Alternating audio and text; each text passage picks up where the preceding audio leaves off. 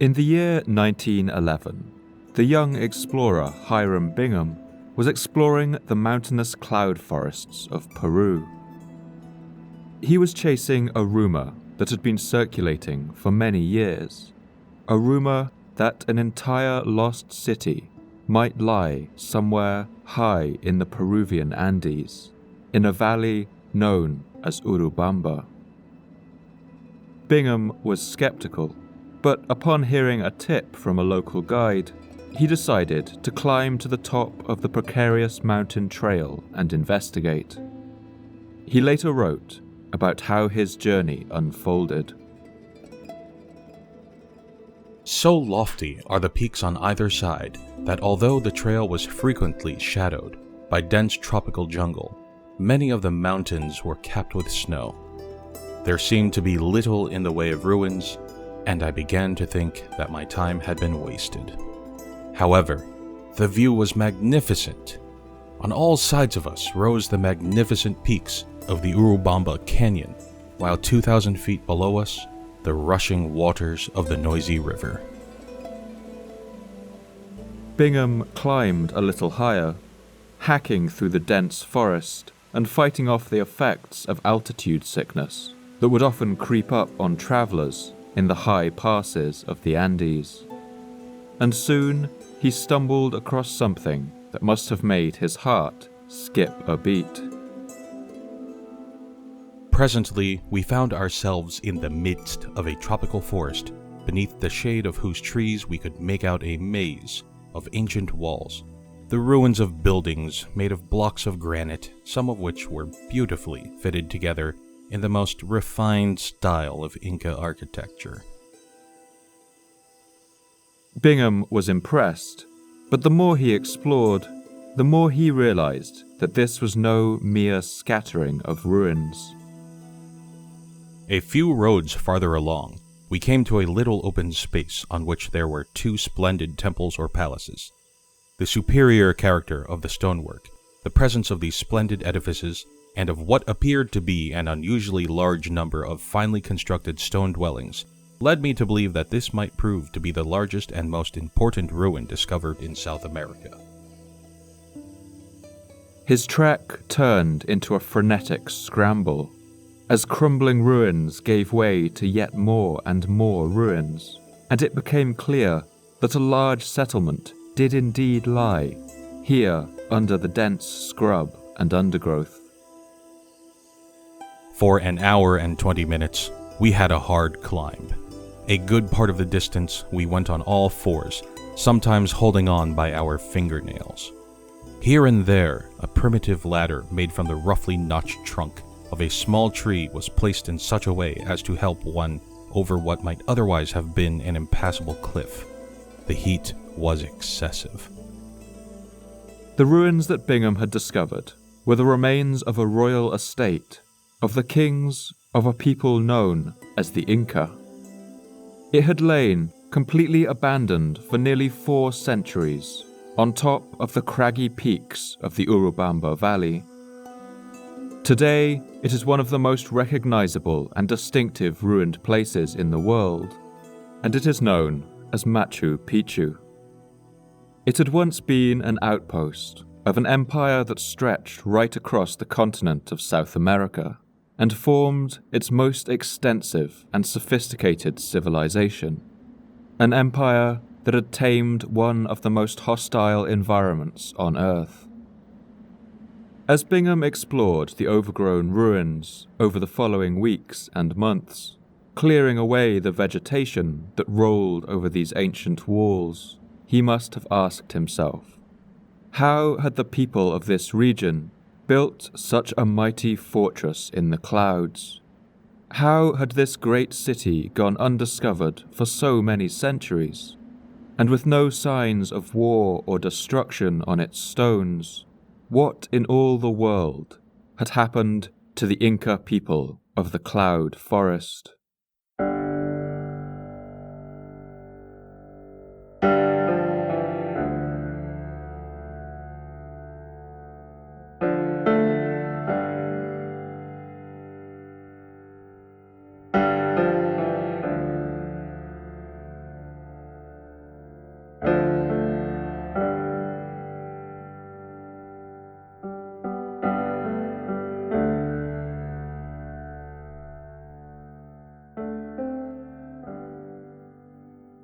My name's Paul Cooper, and you're listening to the Fall of Civilizations podcast. Each episode, I look at a civilization of the past that rose to glory, and then collapsed into the ashes of history. I want to ask, what did they have in common? What led to their fall? And what did it feel like to be a person alive at the time who witnessed the end of their world? In this episode, I want to look at the story of the Inca Empire. I want to explore how this unique culture grew up in one of the most extreme mountain landscapes that our planet can provide. I want to explain how they built the largest empire to ever arise in the Western Hemisphere. And I want to tell the story of how their society finally came to an end in the most dramatic and cataclysmic way imaginable.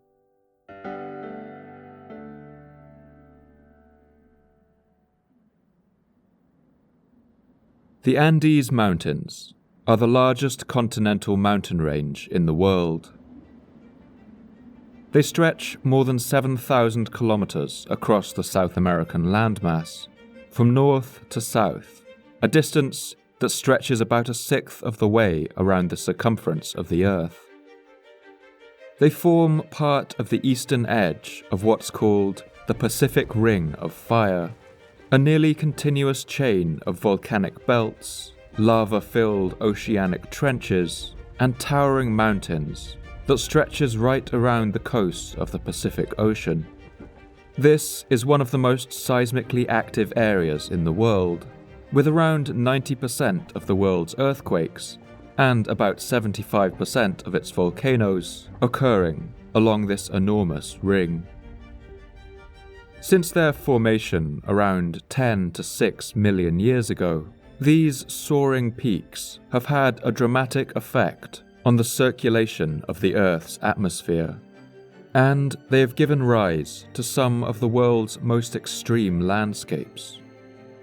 To the east, they act as a wall to the continent's rain clouds, pooling and gathering them, and resulting in the vast jungle rainforest of the Amazon, home to over 400 billion trees. Although the Andes Mountains sit right beside the Pacific coast and are nearly 3,000 kilometers from the Atlantic, still more than 90% of the water that falls in these mountains will drain into the Atlantic Ocean. These rainwaters follow the enormous watercourse of the Amazon River and bring a superabundance of life to this vast plain. But the land on the Pacific side of the mountains couldn't be more different. In fact, the desert that has formed on the western side of the mountains is the driest place on Earth, and it is known as the Atacama.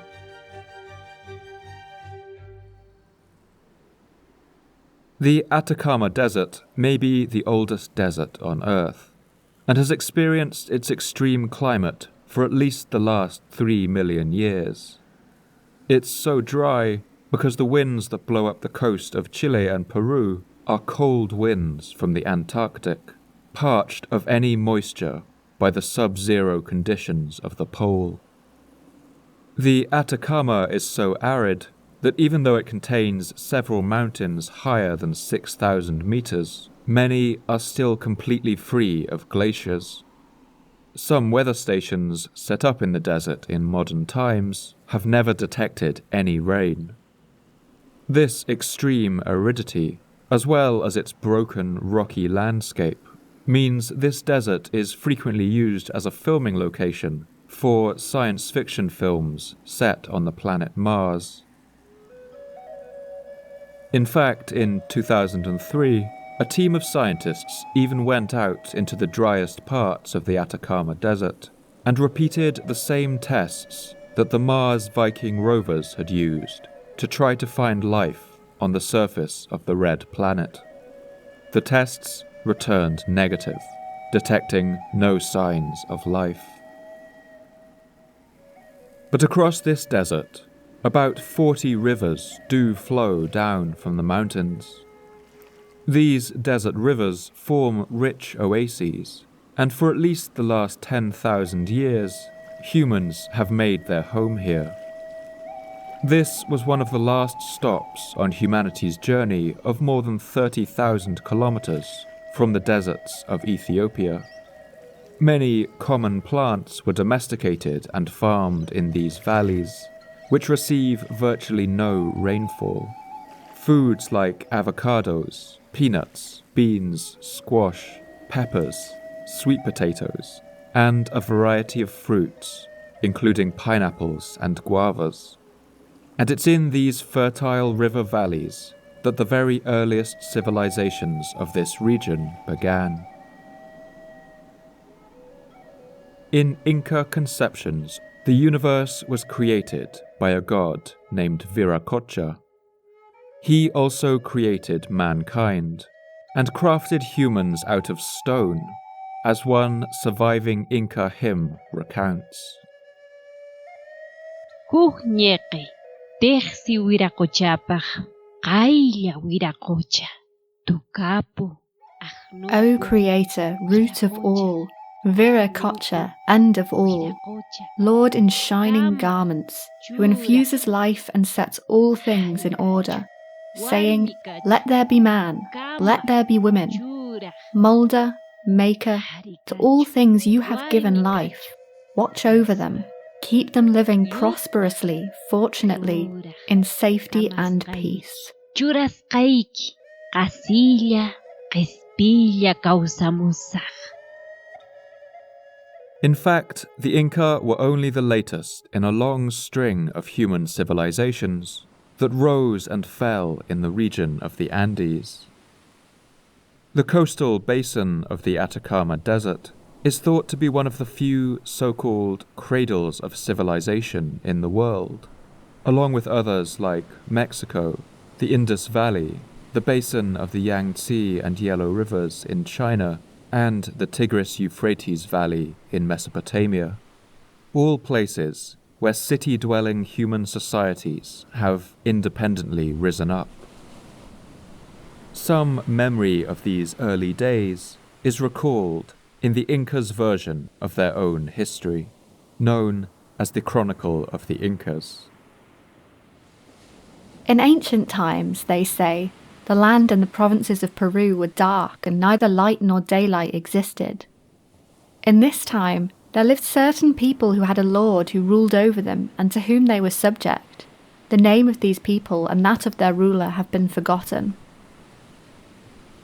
Today, we do know the names of some of these peoples, and some of the best known of these early precursors are the Moche and the Nazca. During a period roughly equivalent to the rise and fall of the Roman Empire, that is, between around 400 BC and 500 AD, the Moche and the Nazca achieved a high degree of organization and sophistication, and expanded their territories across the deserts of the Atacama. They became experts at directing water in the dry landscape, building long canals and rivulets of stone, and soon began to expand their settlements into the foothills and the mountain valleys of the Andes.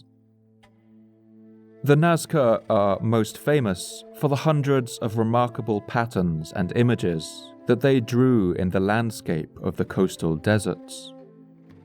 This is a rough terrain, broken by stones and rubble, and so, to ease travel and trade between their settlements, the Nazca cleared long roads in the desert.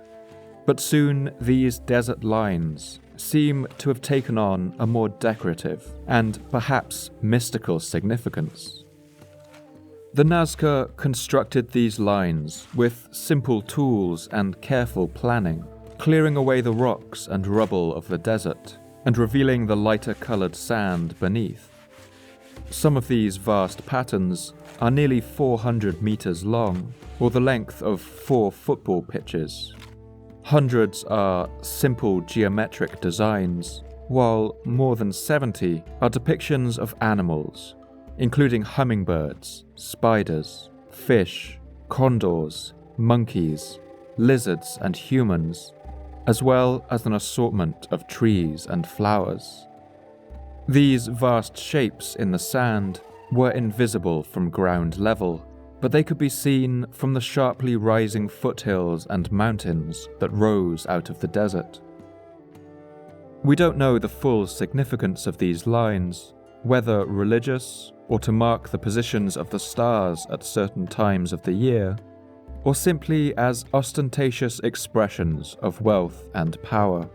But if you've ever drawn a picture into the sand of a beach and then climbed up onto the cliff to see it from above, you'll understand this impulse, although on a scale hundreds of times larger. These kinds of vast public works were possible because of the increasing social centralization of these empires.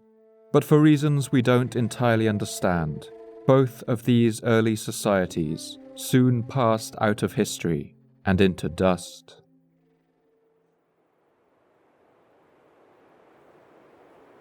While the civilization of the Andes may have begun on the fringes of the desert, it's in the mountains that it reached its most astonishing heights. A short distance inland from the coast, the towering wall of these mountains rises sharply. This is a landscape that is exceptionally hard to live in. It's made up of high, craggy peaks of sandstone, limestone, and granite, and less than 2% of its total area is at all suitable for growing food. The elevation changes dramatically over short distances, with the highest peaks towering up to 6,700 meters, or 22,000 feet, roughly 2/3 the cruising altitude of an airliner. The steep, rocky slopes of the Andes hold very little fertile soil, and even at the bottom of its valleys, it's rare to find any fertile earth. The mountains above 4,800 meters are capped with snow and ice all year round, while the snows creep much lower in the winter months. For the people who lived here, altitude was one of the primary ways they measured their landscape. The people of the Andes divided the mountains into distinct zones by height. There was the Quechua zone, between about 2,000 and 3,000 meters above sea level, which contained warm valleys free of frost, many of them suitable for growing maize and other lowland crops. Above that was the Sunni zone at about 3,000 to 4,000 meters.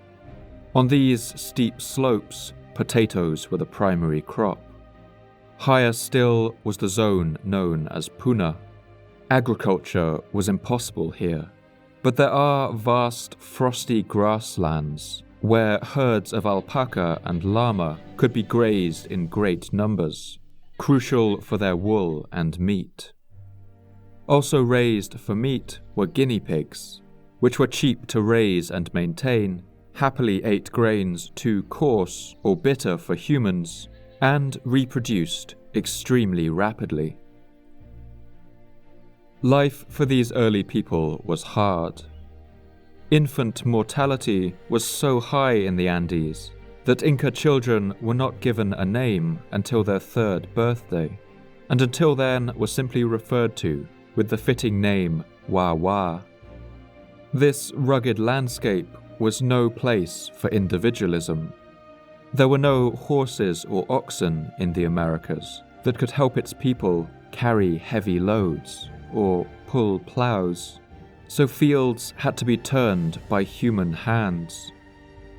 A group of farmers worked much faster than one on his own, and the dry, cold valleys needed irrigation canals dug through stone and rock, enormous labours that required large work gangs, and so to survive in this tough environment, people needed to pull together. This reciprocal economy formed the basis of the highly controlled and centralized empires that would follow, and would form the hallmark of Andean society right through its history. These early valley settlements were joined by a precarious strand of pathways and roads that traced narrow lines through the mountains. The steep, narrow river gorges were home to quick-flowing rivers, and could only be crossed at certain points where it was possible to build a bridge. This meant that there was often only one road between one town and another, a fragile web that slowly turned the landscape of the mountains into a traversable network. Along these roads, the people of the Andes would trek with caravans of llamas. These camelid animals are incredibly strong for their size and are capable of carrying loads of up to 40 kilograms across some of the world's toughest terrain. As a pack animal, they are also essentially self-sufficient. Since they were able to eat any of the coarse grasses growing along the mountain roads, travelers didn't need to bring along any food for their animals, saving precious space for cargo. Along this complex and sophisticated trade route, coca leaves, tobacco, and bright feathers passed west out of the jungle, while maize, seashells, and dried fish passed east from the coast.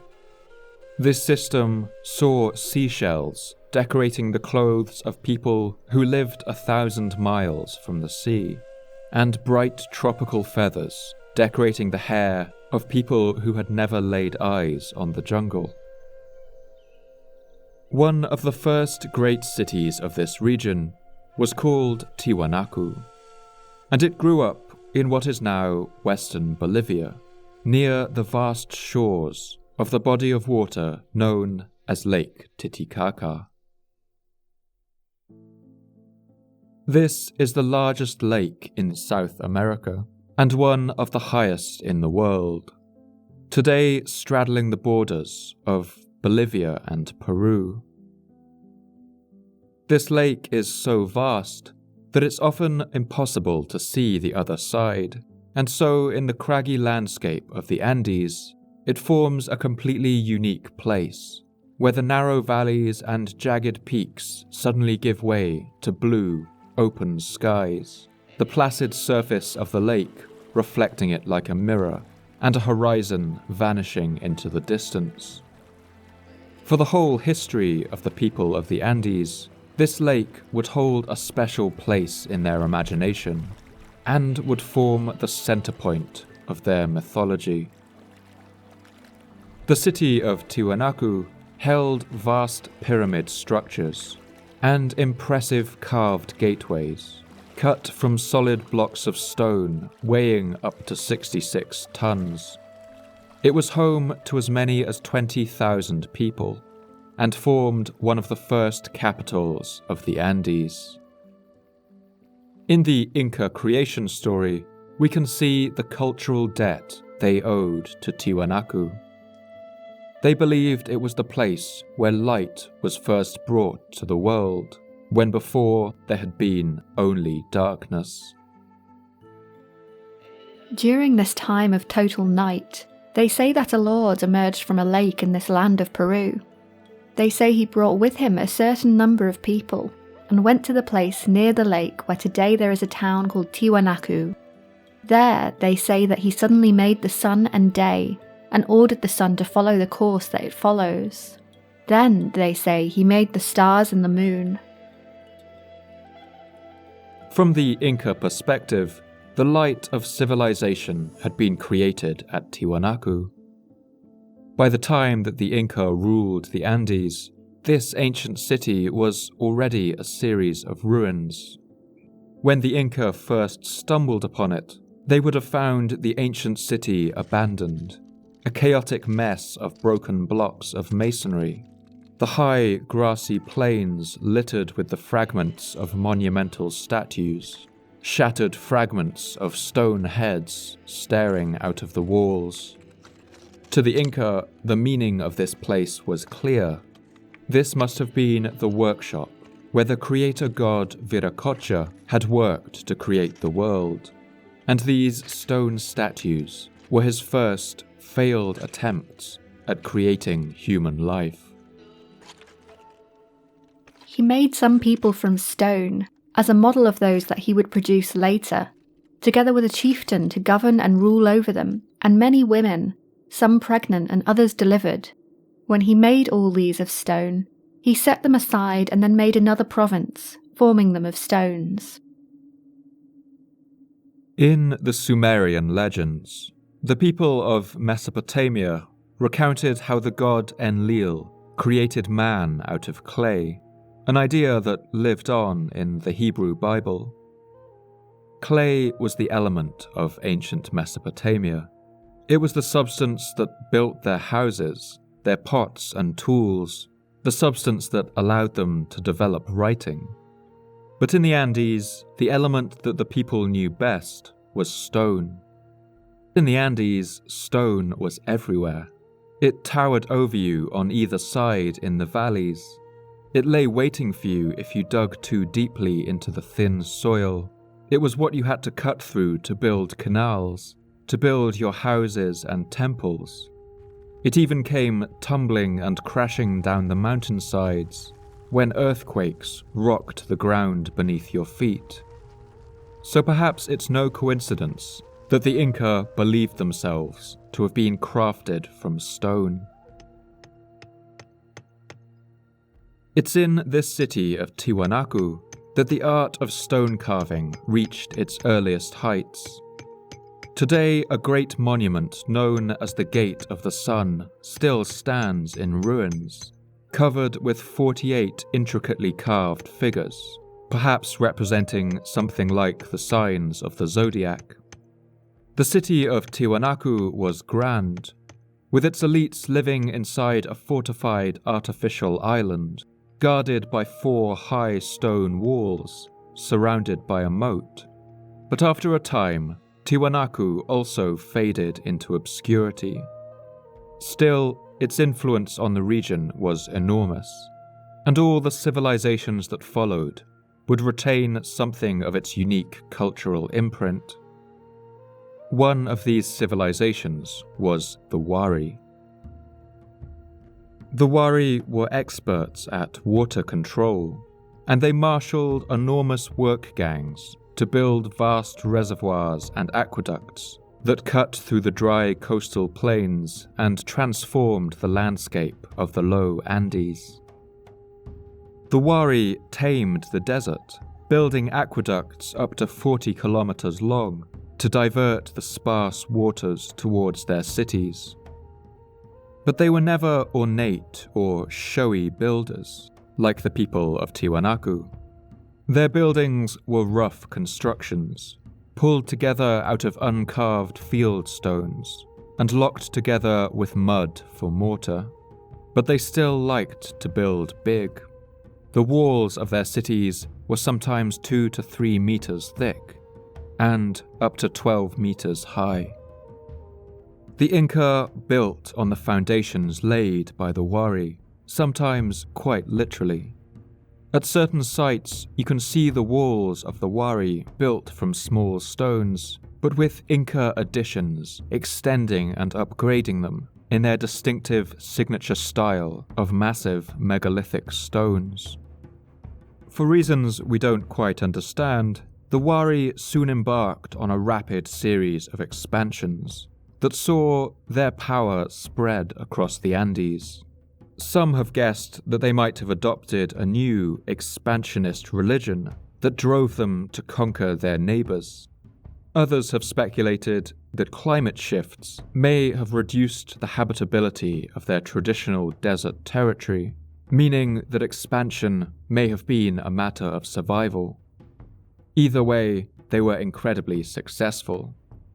Between the mid-6th to mid-7th century, while Europe continued to reel from the collapse of the Roman Empire in the west, the Wari expanded across the hostile mountains of the Andes and brought people after people under their banner. And wherever the Wari went, they built terraces. Each terrace was a remarkable feat of engineering and displayed an intimate knowledge of the soil and the plants that grew in it. The walls of these terraces were sloped backwards, angled to hold in the earth and resist earthquake damage. They were floored with broken stones for drainage, which were then covered by gravel and sand. Finally, the Wari would gather rich topsoil, digging it up from the lower elevations and the river valleys, and carrying it up the mountain paths, laying it out to form the top layer of the terrace. This was constantly fertilized and turned over to aerate the soil. The stone walls of the terraces absorb the heat of the sun during the day, and then slowly release it into the earth throughout the night, when frosts in the mountains could be severe. This technique allowed the people of the Andes to grow food at even the highest altitudes, and transformed these rocky slopes into shelves of fertile land. In this manner, tomatoes, squashes and pumpkins, even types of tobacco, were grown in the high peaks of the Andes.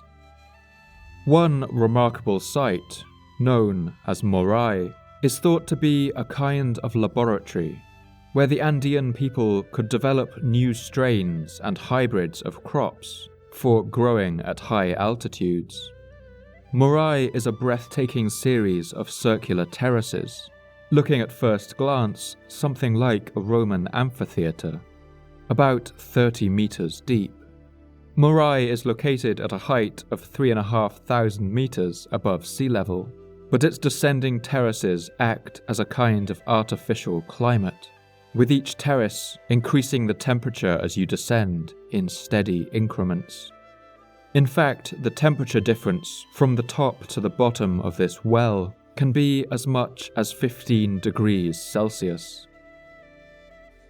These ingenious techniques made the people of the Andes some of the earliest masters of bioengineering, and meant that their farmers could practice a strategy of resilience through diversity.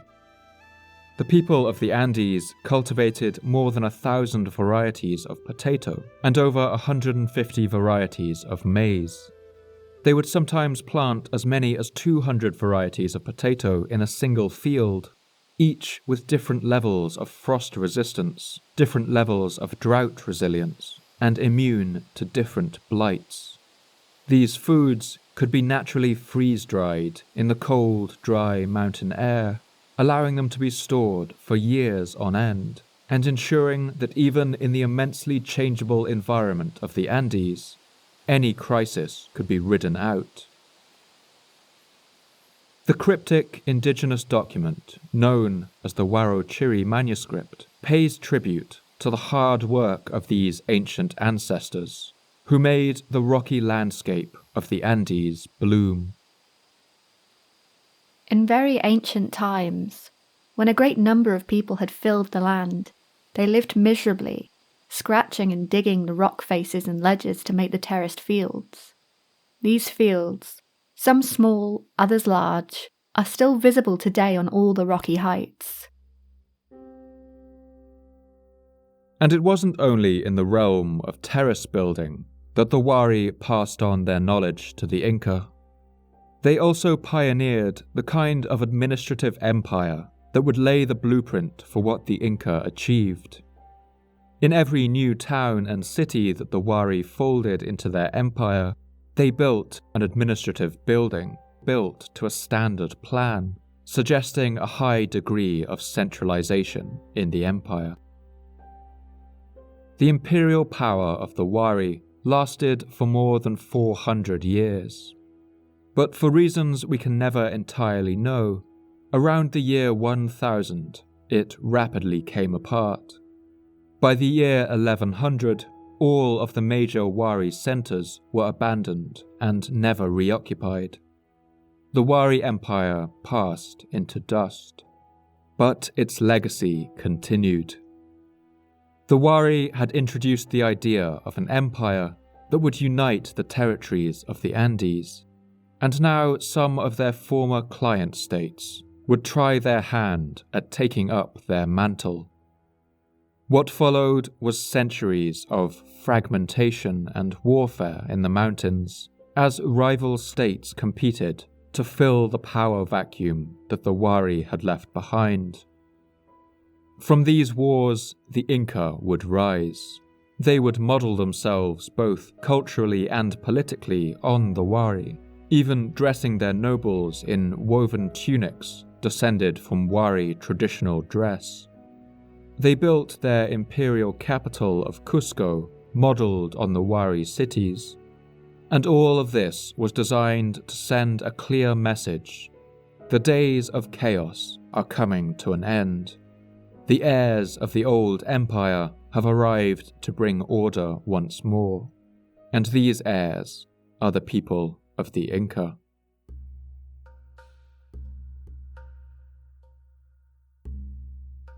I want to take a moment here to discuss the sources available to us. The Inca never developed a written language, and so kept no written records. They recorded their extensive epic poetry, their messages and administrative information in a remarkable system of rope knots known as quipus. These quipu used knots of different sizes, positions and colours to represent different information, and these could be decoded by people initiated in their art, who were known as quipu camayocs. One early eyewitness, named Hernando Pizarro, records seeing these quipu camayocs at their mysterious work. They count by certain knots on cords and so record what each chief has brought. When they had to bring us loads of fuel, maize, chicha, or meat, they took off knots or made knots on some other part so that those who have charge of the stores keep an exact account. These quipu have never been deciphered in modern times, and it's unclear how much information they actually encoded. It's possible that they were used as memory joggers, which could help someone to recite poetry or messages they had committed to memory. If you had to remember hundreds of lines of poetry by heart, you can imagine that it might help to write down the first word or letter in each line, and it's possible that the quipu operated in something like this way. But this means that the quipu isn't much good unless the person who created it is there to decipher it. And in the years since the fall of Inca society, the knowledge of how to read the quipu has been lost. This means that the earliest documents we have to learn from were made by Europeans and were written during their invasion of the Inca lands. These sources generally fall into three categories. These are eyewitness accounts in the form of Spanish chronicles and memoirs, accounts written after the conquest by Spaniards and other Europeans, and finally the accounts of native authors in the decades following the conquest, who were trained to write in Spanish schools. The Catholic Church also kept voluminous records about Inca culture, beliefs, and religious practices. Somewhat ironically, these accounts were designed to make these practices easier to eradicate, but today they form some of the most useful documents for understanding the lives and beliefs of these ancient people. There are only 6 known eyewitness accounts of the Inca at the time of the Spanish contact. 4 of these were written immediately after the conquest. They are vivid and detailed, but of course are coloured by the world views of their authors and the role they played in the destruction of Inca society. 2 further eyewitness accounts were written many decades after the conquest and are generally considered less reliable. There's also a huge confusion of secondary sources, written by people who didn't witness the events of the conquest and simply interviewed others, and many of these are considered highly unreliable. But a couple do stand out. One of these is the Spaniard Juan de Betanzos. He was one of the few Spaniards who became fluent in the Inca language of Quechua and married an Inca princess who had quite astonishingly also been previously married to both of the great players in this drama, the last Inca king Atahualpa and the Spanish conquistador Pizarro. Betanzos's knowledge of the Inca language, his interviews with his wife, and his exceptional understanding of the culture of the Andes led to a book called The Narrative of the Incas, which relates Inca history as told to him by his wife's people. Another crucial account is that of Pedro Cieza de Leon, a Spanish Jew who had converted to Christianity in order to be allowed to travel to the New World and become a conquistador. He wrote down a number of remarkable documents known as the Chronicles of the Inca, in which he documents everything he could learn about how the Inca people thought of their own history. But he makes no secret of the fragmentary and unreliable nature of some of what he heard, as he writes in one of his chapters. These Indians have no letters and can only preserve their history by the memory of events handed down from generation to generation, and by their songs and quipus. I say this because their narratives vary in many particulars, some saying one thing and others giving a different version. Indigenous accounts are often fraught and difficult to interpret. One remarkable hybrid document was dictated by the Inca king named Titu Cusi, who, after the conquest, narrated his first-hand account of the Spanish invasion to a missionary named Fray Marcos Garcia. The resulting book is called An Inca Account of the Conquest of Peru, and was published nearly 40 years after contact in 1570. This document captures an incredible snapshot of the confusion and fear of first contact. But even Titu Cusi recognizes the difficulty in accurately reporting events from so long ago. As the memory of men is frail and weak, it would be impossible to remember everything accurately with regard to all our great and important affairs unless we avail ourselves of writing to assist us in our purposes. And one final document, known as the Huarochiri manuscript, gives us just a glimpse into the lives and beliefs of these Andean peoples prior to contact with Europeans. The book was compiled in the 16th century, a full 70 years after contact, and under the supervision of the Spanish cleric Francisco de Avila, who believed the people of the Andes to be engaged in devil worship. But despite these complications in its creation, the book does attempt to record all that the surviving Andean people of Huarochiri province remembered about the myths, religious notions and traditions of their people, and paints a vivid picture of what life was like for people like the Inca. Together, these fraught and difficult accounts come together to paint a picture of what happened to bring South America's largest empire crashing down. In the Inca conception of their own history, their story began with a small band of highlanders who migrated to a place called Cusco, a warm valley in the highlands of southern Peru. This valley is around 40 kilometers long and drained by the Huatanay River. We don't know when this band of settlers may have arrived, or even if this event happened at all, but estimates for when it may have been usually land around the year 1200. In Europe at the time, the English Crusader King Richard the Lionheart had just died, passing the throne to the infamous King John. To the east, Minamoto no Yoritomo, the first shogun of Japan, had toppled the emperor and turned himself into a military dictator. And somewhere in the high Andes, a band of travelers settled down in a place that they would soon call home. The Inca creation myth describes the scenes that these first migrants would have seen upon their arrival. In the place which is called today the great city of Cusco, there was a small town of about 30 small, humble straw houses. The rest of the area around this town was a marsh of sedge with sharp-edged leaves. Houses of this time were built from rough stones, carved into well-fitted but irregular shapes, and thatched with a kind of mountain grass known as ichu, which grows up to a metre tall in the mountains, above an altitude of 3.5 kilometres.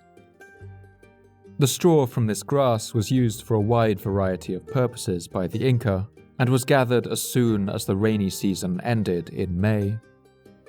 The name of the new Inca capital, Cusco, comes from the Quechua name Cuscuhuanca, or the Rock of the Owl. The site of Cusco had long stood at the crossroads of empires. It lay right at the point where the territories of the Wari and the Tiwanaku had crossed, meaning that it benefited from both of their influences and formed a kind of hybrid culture. According to one legend, the story of the Inca people began when a cave opened up in this region, and 4 men, all brothers, walked out of it along with their wives. One of these was named Ayaroche. Then Ayaroche stood up, displayed a pair of large wings, and said he should be the one to stay at Guanacaure as an idol in order to speak with their father the sun. Then they went up on top of the hill. Ayaroche raised up in flight toward the heavens so high that they could not see him. The sun had ordered him to go to the town that they had seen. There, they would find good company among the inhabitants of the town. After this had been stated, Ayaroche turned into a stone, just as he was with his wings. There, Manco Capac and his companion, with the help of the 4 women, made a house. Having done this, Manco Capac planted some land with maize. Another origin myth states that the Inca began on an island in Lake Titicaca and were then given the task of civilizing the world of the Andes. They then migrated northwards to the site of Cusco, using a golden staff to test the ground everywhere they went. On arrival in Cusco, the staff sank into the ground, and they knew that this would be the place they would call home. Wherever they really originated, these stories give us a glimpse of how the Inca viewed themselves, and it's an image we might find familiar from countless other empires throughout history. They believed that it was their destiny to expand and conquer, and to bring civilization to the peoples that surrounded them. And their achievements were remarkable. They would soon embark on a rapid expansion that would see them grow to become the greatest empire ever seen in the Western Hemisphere, in what may have been as little as 50 to 80 years. The Inca credit this expansion to the work of one great king, a man called Pachacuti Inca Yapanqui. In Quechua, his name means he who overturns time and space, and according to traditional understanding, Pachacuti was a figure something like Alexander the Great, a conqueror of unmatched skill and energy. If the Inca chronicles are to be taken as fact, then during his reign, Cusco grew from a small town into the capital of an empire that covered nearly the whole of Western South America. Pachacuti was born in Cusco, in the palace known as the Coricancha. As he grew up, he would have gazed out over the hills as the sun washed the grassy valley sides, and watched birds fly over the yellow thatched rooftops of the city. And perhaps it's here that he began to dream of what a power this city could one day become. As a boy, it's recorded that he learned history, laws, and language, but Pachacuti was not intended for the throne. That honor lay with his older brother Urco, who his father had named as his heir. But Pachacuti's time would come when the Inca faced a desperate threat. Sometime in the early 15th century, a people known as the Chanca invaded the lands of Cusco. Their armies marched into the fertile valley and surrounded the capital. Pachacuti's father, the king, and his brother, the crown prince, both fled, believing the city to be lost, but Pachacuti stayed behind. The Inca army must have been on the verge of desertion, but according to the story, Pachacuti stood up on the walls and rallied the Inca soldiers behind him. When the Chanca fell on the city walls, he led them in a bitter defense, and against all the odds, managed to repel the invaders. It's said that Pachacuti fought so fiercely that even the stones of the mountains rose up to fight the Chanca invaders. Reading between the lines, I think it's possible that the Chanca army was caught up in one of the frequent earthquakes and landslides that rock this region, and this may have contributed to the failure of their invasion. Whatever the cause, Pachacuti's victory was so celebrated that his father had little choice but to name him his successor around the year 1438. From the moment he became king, Pachacuti embarked on a series of grand construction projects, rebuilding Cusco after the war with the Chanca and turning it into a city that would be the envy of the entire region. And he led his inspired Inca army in an astonishing series of victories that stretched their territory even further. Part of Pachacuti's success seems to have been that wherever he conquered, he also built. He constructed vast irrigation channels and cultivated terraces in every territory he expanded into, and during his reign, the road system of the Inca expanded dramatically, until it stretched more than 5,000 kilometers from Ecuador to Chile, allowing his army to travel quickly to wherever it was needed. Cieza de Leon describes this ambitious building work in his Chronicles of the Inca. The empire of Peru is so vast that the Incas ordered a road to be made. There were built from half-league to half-league small houses, well roofed with wood and straw, lining the roads at regular intervals. The order was that in each house there should be 2 Indians with provisions stationed there by the neighbouring villages. In this way, the lords were kept informed of all that happened in every part of the empire, and they arranged all that was needful for the ordering of the government. Milestones were placed about every 7 kilometers along these roads, marking the distances to the next city for weary travelers. And the Emperor Pachacuti was also a poet, with many traditional Inca poems attributed to him. Among these are hymns to the god Viracocha, asking for blessings for his people. Wiracocha, uncha ocacho, tutacacho, nispanij, pacaricho, illaricho, nispanij. Lord Viracocha, who says, "Let there be day, let there be night," who says, "Let there be dawn, let it grow light," who makes the sun, your son, move happy and blessed every day, so that man whom you have made has light. Respilla puncho Inca, runa, yana michisqaykirta, killari, k'anchari. But Pachacuti was also capable of extremely ruthless tactics. As the Inca Empire expanded, peoples who repeatedly refused to bow to his rule were forcefully relocated, dragged from their homes by Inca soldiers and sent to far-flung corners of the empire as colonists. But the expansion of the Inca Empire was not always violent. Pachacuti relied on an intricate intelligence network of spies and informants who would infiltrate neighboring states and bring back reports to him on their power and wealth. He would then send messages to the rulers of these kingdoms and send them luxurious gifts, such as high-quality textiles and coca leaves, as Cieza de Leon recalls.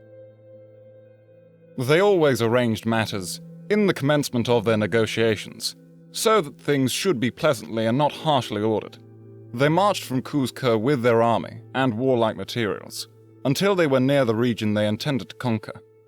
Then they collected very complete information touching the power of the enemy.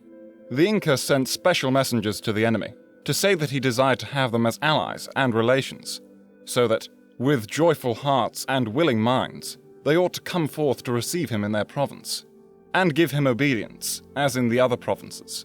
And that they might do this of their own accord, he sent presents to the native chiefs. The promise of this gesture was clear. Join the Inca Empire, and I will make you rich beyond your wildest dreams. It seems that most of the neighboring rulers accepted this offer, and were peacefully folded into the empire. But it wasn't without an implicit threat. Refusal to accept Inca rule resulted in an invasion, and any rulers who resisted were executed without exception. The Inca army at this time was a fearsome force.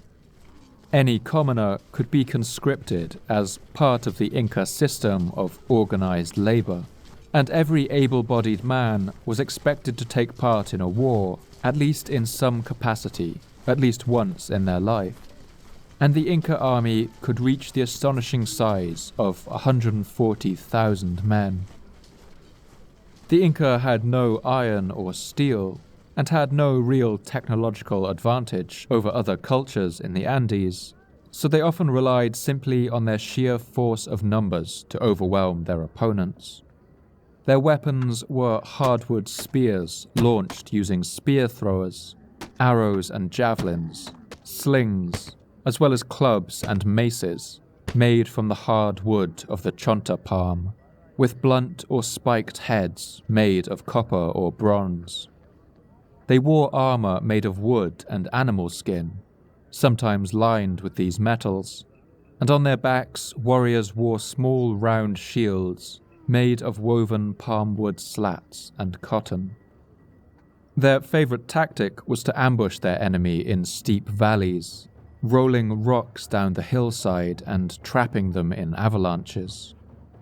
They would march into battle to the beating of drums, the blowing of trumpets made of wood, conch shells, or horn. The army must have made a tremendous sight when it all massed together and marched off to war, and it's not hard to see why many kingdoms elected to take the Inca paycheck rather than face them in battle. The logistical network that supported the army was no less impressive. Inca soldiers marched along immaculately maintained highways through the mountains, over bridges across the towering gorges. Along the road, they were sheltered in barrack-like shelters called tambos, and were fed from the well-supplied storehouses called colcas. Because of this talent for organization, the Inca army was able to move faster and amass a greater force than any of their rivals.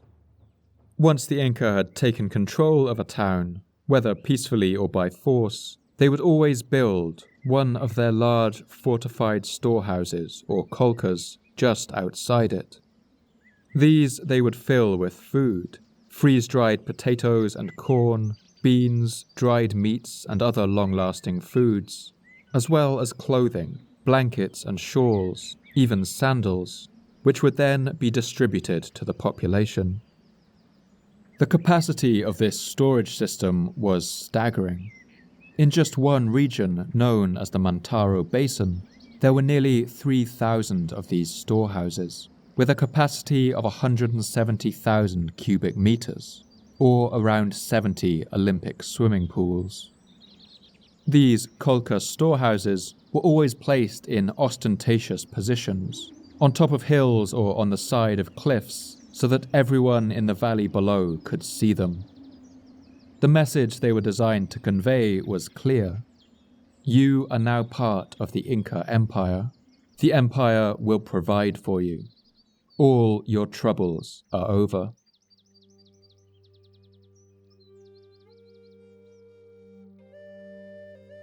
As part of their policy of expansion, the Inca practiced an incredibly inclusive attitude to religion. Like everything else, religious belief in this region was incredibly diverse. The Huarochiri manuscript records some of the extreme variation from town to town in the myth of just one goddess named Chaupi Namka, and how she relates to other gods and mythical figures. In each village, and even region by region, people give different versions, and different names too. People from Mama say one thing and the Cheka say another. Some call Chaupi Namka the sister of Paria Kaka. Others say she was Tamta Namka's daughter. Others still say she was the sun's daughter. So it is impossible to decide. In this atmosphere of extreme religious diversity, the Inca saw benefits to absorbing the gods of others into their pantheon. In territories they conquered, local religions and cults were allowed to continue, and where possible were actually folded into the existing mythos of the Inca. When they conquered the people of Huarochiri province, for instance, they happily took on their god named Pachacamac. He became a god of the Inca too, although of course the creator god Viracocha kept his prime position. In the Huarochiri manuscript, the people of this province even attribute the many victories of the Inca to the help of their god and his son Macawisa. When Túpac Inca Yupanqui was king, they say he first conquered all the provinces, then rested happily for many years. But then enemy rebellions arose from some provinces. These people didn't want to be the peoples of the Inca. The Inca mobilized many thousands of men and battled them for a period of 12 years. The Inca, grieving deeply, said, "What will become of us?" He became very downhearted. One day he thought to himself, "Why do I serve all these gods with my gold and my silver? Enough! I'll call them to help me against my enemies." Macawisa arrived and sat at the end of the gathering. The Inca king goes on to plead with the gods to help him in putting down these rebellions. Some of them make excuses, telling him that they are too powerful, and their fury would destroy not just the rebellious provinces, but the entire land. But soon, the Huarochiri god Macawisa speaks up. "Inca, midday sun, I will go there. I'll go and subdue them for you right away, once and for all." As soon as they brought him up a hill, Macawisa began to rain upon them. Macawisa reduced all those villages to eroded chasms by flashing lightning and pouring down more rain, and washing them away in a mudslide. Striking with lightning bolts, he exterminated all the great lords and other strong men. Only a few of the common people were spared. The result of this miraculous intervention is that the Huarochiri god is welcomed with open arms into the Inca religious system. From that time onward, the Inca revered Pariakaka even more, and gave him 50 of his retainers. This open-mindedness allowed the Inca to incorporate a vast and diverse range of peoples into their empire, and expand rapidly. When they conquered the lands of the central Peruvian coast around the year 1470, they took one great temple to the god Pachacamac that contained a famous oracle. During their occupation of the area, they allowed the temple's priests to continue worshipping their own gods, although they did add an additional few buildings to allow worship of Inca gods like Viracocha to take place there as well.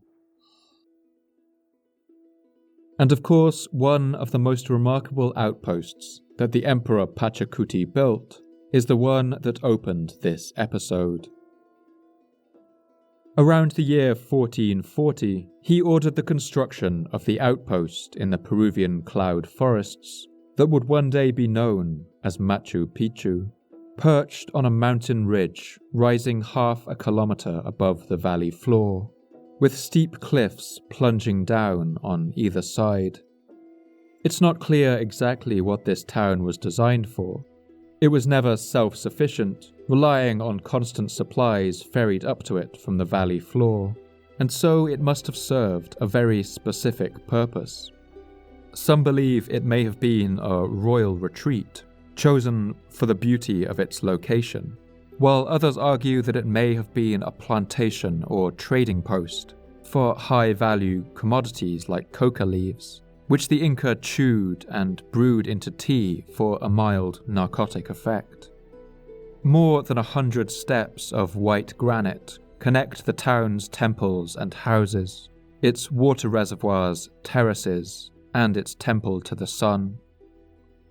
In its day, it must have been a magnificent sight, with its rooftops of Ichu thatch gleaming bright in the sun, its fields overflowing with corn and potatoes, while herds of llama zigzagged up the narrow mountain roads to supply it with all the necessities of life, and the clouds rolled endlessly over its grassy slopes.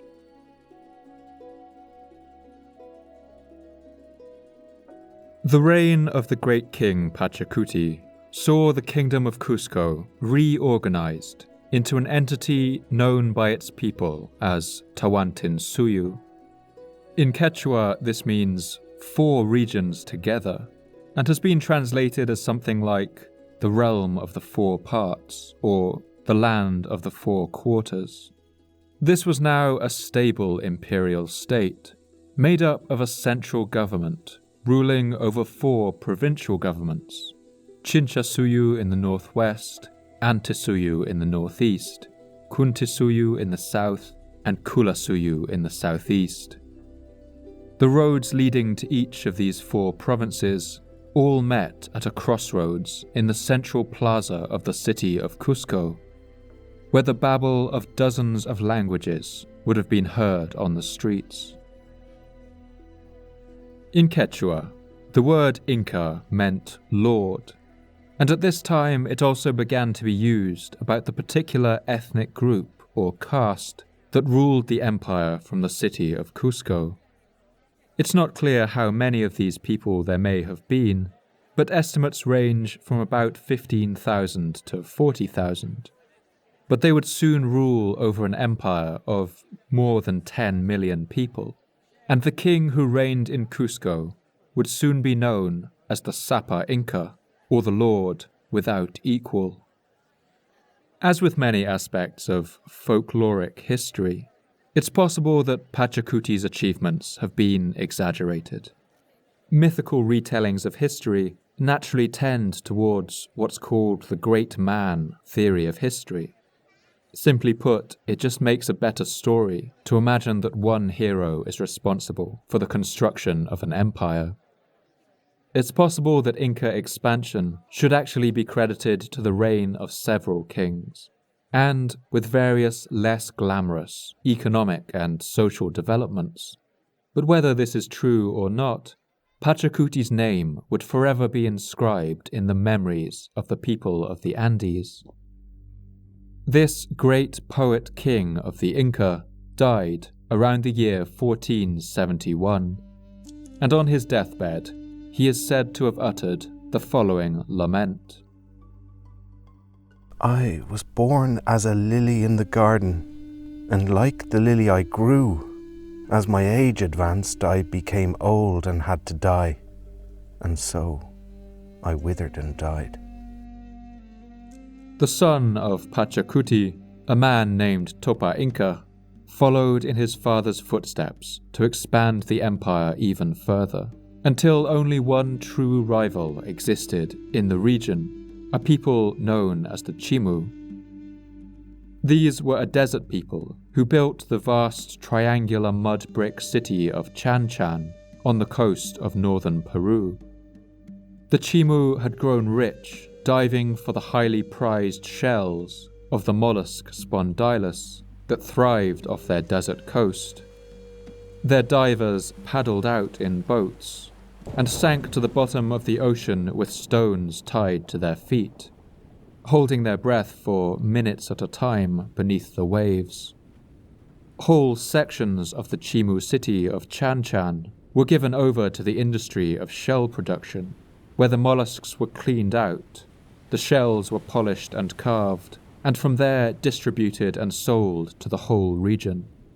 The Chimu dressed their priests and kings in remarkable gold decorations, and were perhaps the last powerful rival to the Inca.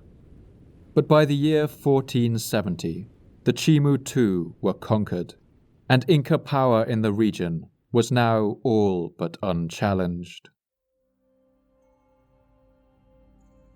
At Cusco, the Inca celebrated their imperial ascendancy with the construction of an enormous ceremonial center, as well as an imposing structure that they called the Puma's Head, or in Quechua, Sacsayhuaman. We don't know entirely the function of this structure. Due to its towering walls, later European observers would refer to it as a fortress, but it may have also served a religious function. Sacsayhuaman was the largest megalithic structure ever built in the Western Hemisphere. Its walls are built of vast interlocking stones, carved so perfectly that they fit together without mortar, so closely that it's impossible to fit even a pin between them. Centuries of expertise at stone carving culminated here in some of the finest stoneworking ever seen, slaved over by vast work gangs of conscripted labourers. We can only guess at the enormous human cost that moving these stones must have incurred. The Inca moved them without pack animals, using only mats of wooden logs and ropes, and the muscle power of thousands of workers. One 16th century Spanish observer, Pedro Pizarro, would later write an eyewitness account of what Sacsayhuaman must have looked like in its golden age. On top of a hill, they had a very strong fort, surrounded with masonry walls of stones and having two very high round towers.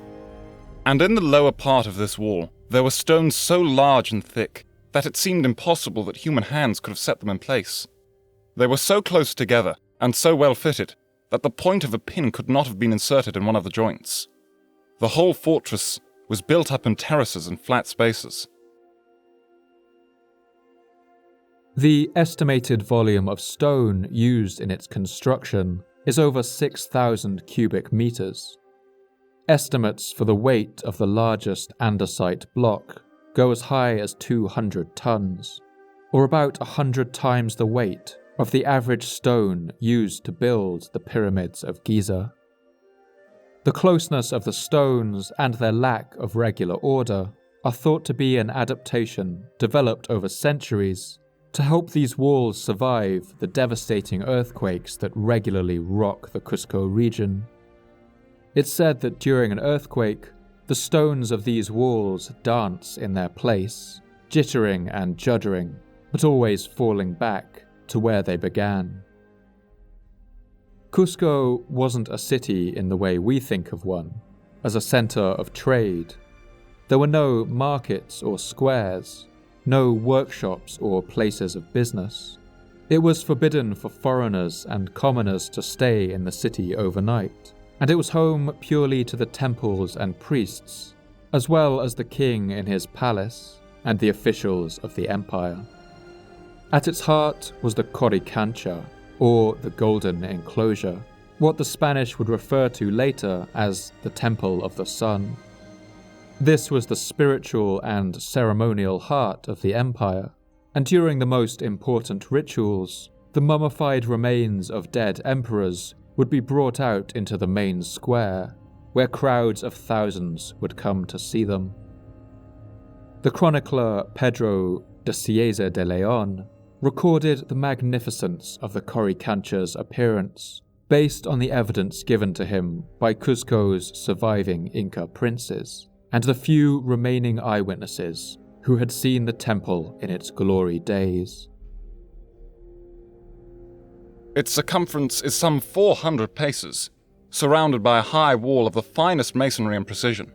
In all Spain, I have not seen anything to compare to these walls, nor the placement of their stones. The stone is somewhat black in colour, rough, yet excellently cut. At mid-height runs a band of gold, of some 17 inches in width, and 2 in depth. The doors and arches are also embossed with sheets of this metal. In one of these houses, the grandest of all, was the figure of the sun, of great size and made of gold, and encased with precious stones. There also were placed the mummies of the Incas who had reigned in Cuzco, each surrounded by a great quantity of treasure. From its seat at Cusco, the Inca Empire expanded until it encompassed a truly vast expanse of territory, and ruled over as many as 12 million people. This enormous swathe of land was nearly 10 times the size of the Aztec Empire in Mexico, with twice the estimated population. At 2 million square kilometers, it covered a landmass equal to the Western Roman Empire in Europe and the Qin Empire in China. It reached as far north as the jungles of southern Colombia, and stretched south over barren coastal desert and snowy mountains to about 100 kilometers south of Santiago in central Chile.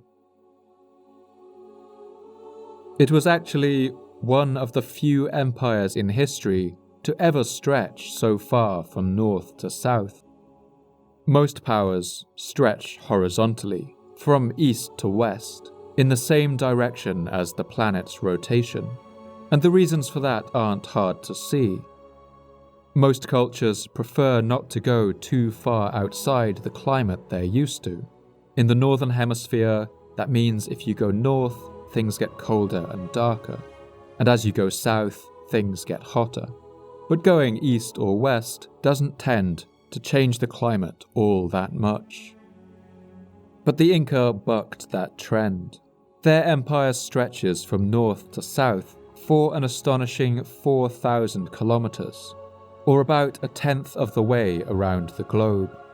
In Europe, this is enough to stretch from the snowy tundras and icy glaciers of Iceland down to the baking desert sands of the Western Sahara. In North America, this would get you from Canada's Hudson Bay, where polar bears wander across the frozen waters, down to the balmy beaches of Jamaica. But in the Andes, it's the mountains themselves that form the largest consistent environment, and it's across these that the empire of the Inca spread.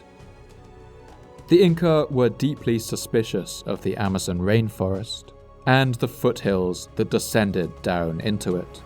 They called this region Rupa Rupa, meaning hot hot, which gives you a sense of how they felt about it.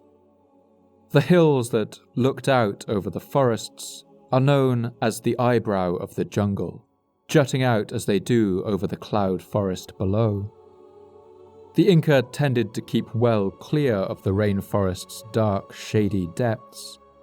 They traded with its people for brightly coloured macaw feathers, and on a number of occasions seem to have attempted to spread their empire down into the forest, with military power.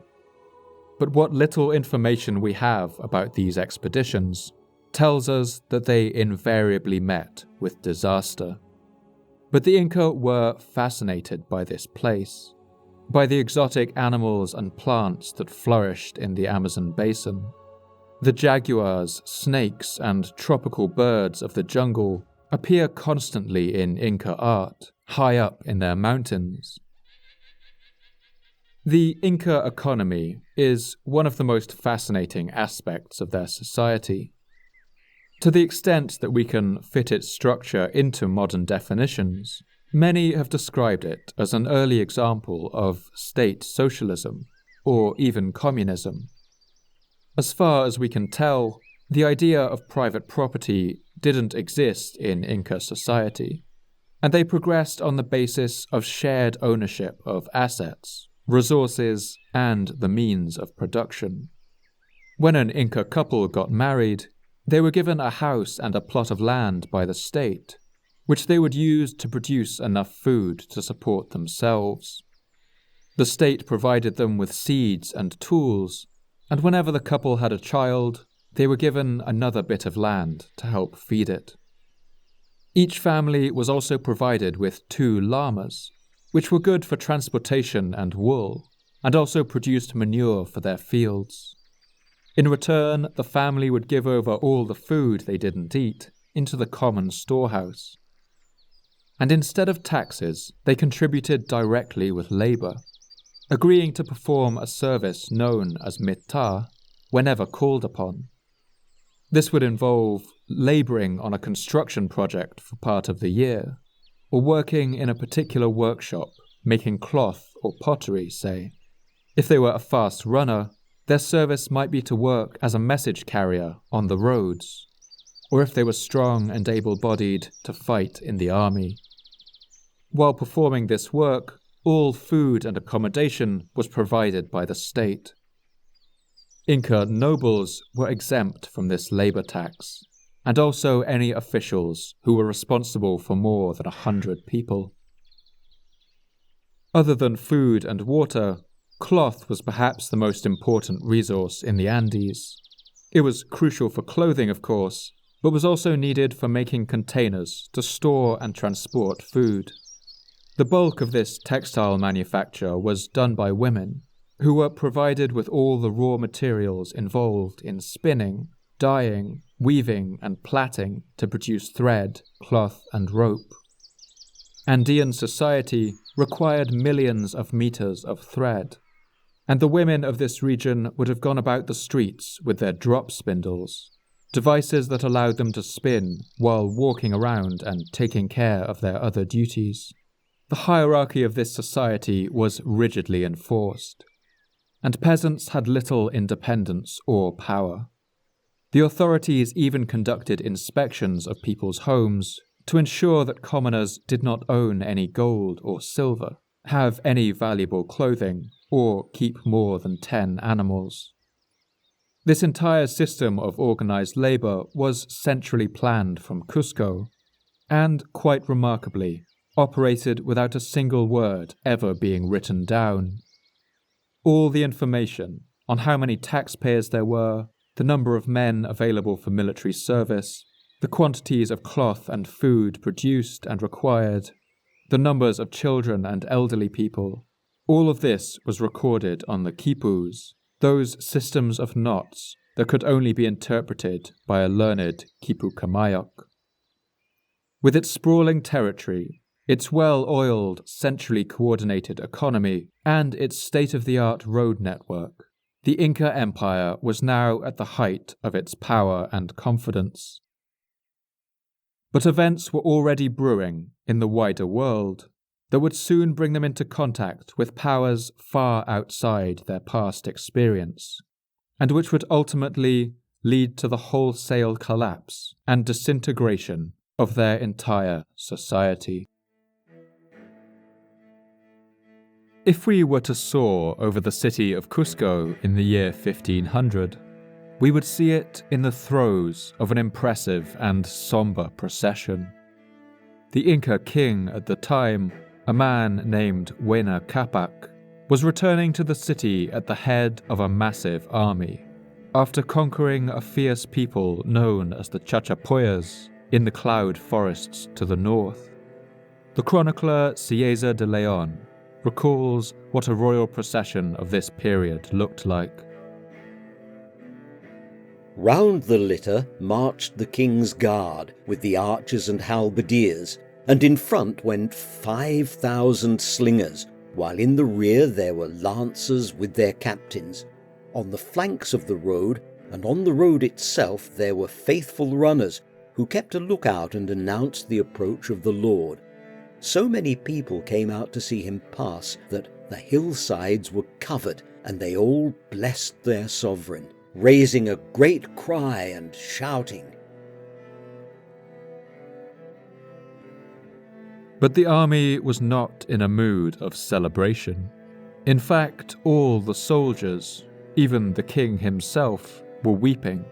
Their faces were painted black. That's because the emperor's mother, the Empress Mama Oklo, had recently died, and his war in the jungle hills had been waged partly in order to gain the tributes needed to stage her funeral. Coca leaves, ceremonial foods, and captives who were destined to become the servants of his mother's mummified body. In preparation for the festival, the entire ceremonial court was purified with ceremonies and sacrifices. This melancholy ceremony passed through the gate of Cusco and up the road to the Coricancha, the golden temple where the mummy of the Queen Mother would be placed. The drums and conches and other instruments would have sounded a mournful tune as the king approached his palace, and the lands of the Inca all joined together in mourning. Although the Inca had no way of knowing it, on the other side of the ocean, some 10,000 kilometers to the east, preparations for another very different procession were taking place, in a city known as Rome.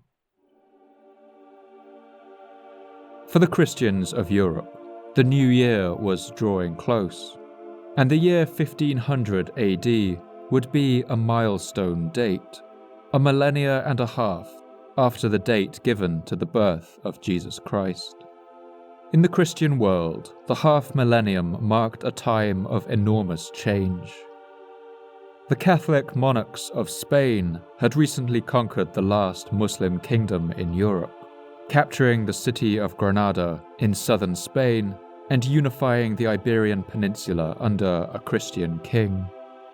New lands had been discovered on the other side of the Atlantic Ocean, and European settlement of the Caribbean had begun. But the ancient holy city of Jerusalem had also fallen to a new rising power, the Ottoman Empire. The ancient Christian capital of Constantinople had fallen only decades before, with Ottoman influence now growing in Eastern Europe. Far from bringing good Christian morals to the New World, settlers like Columbus had become notorious for their use of slavery and torture, refusing to baptize local people in order to justify their continued enslavement. The Pope at the time, Alexander VI, was a member of the powerful Borgia noble family and was infamous for fathering several children by various mistresses.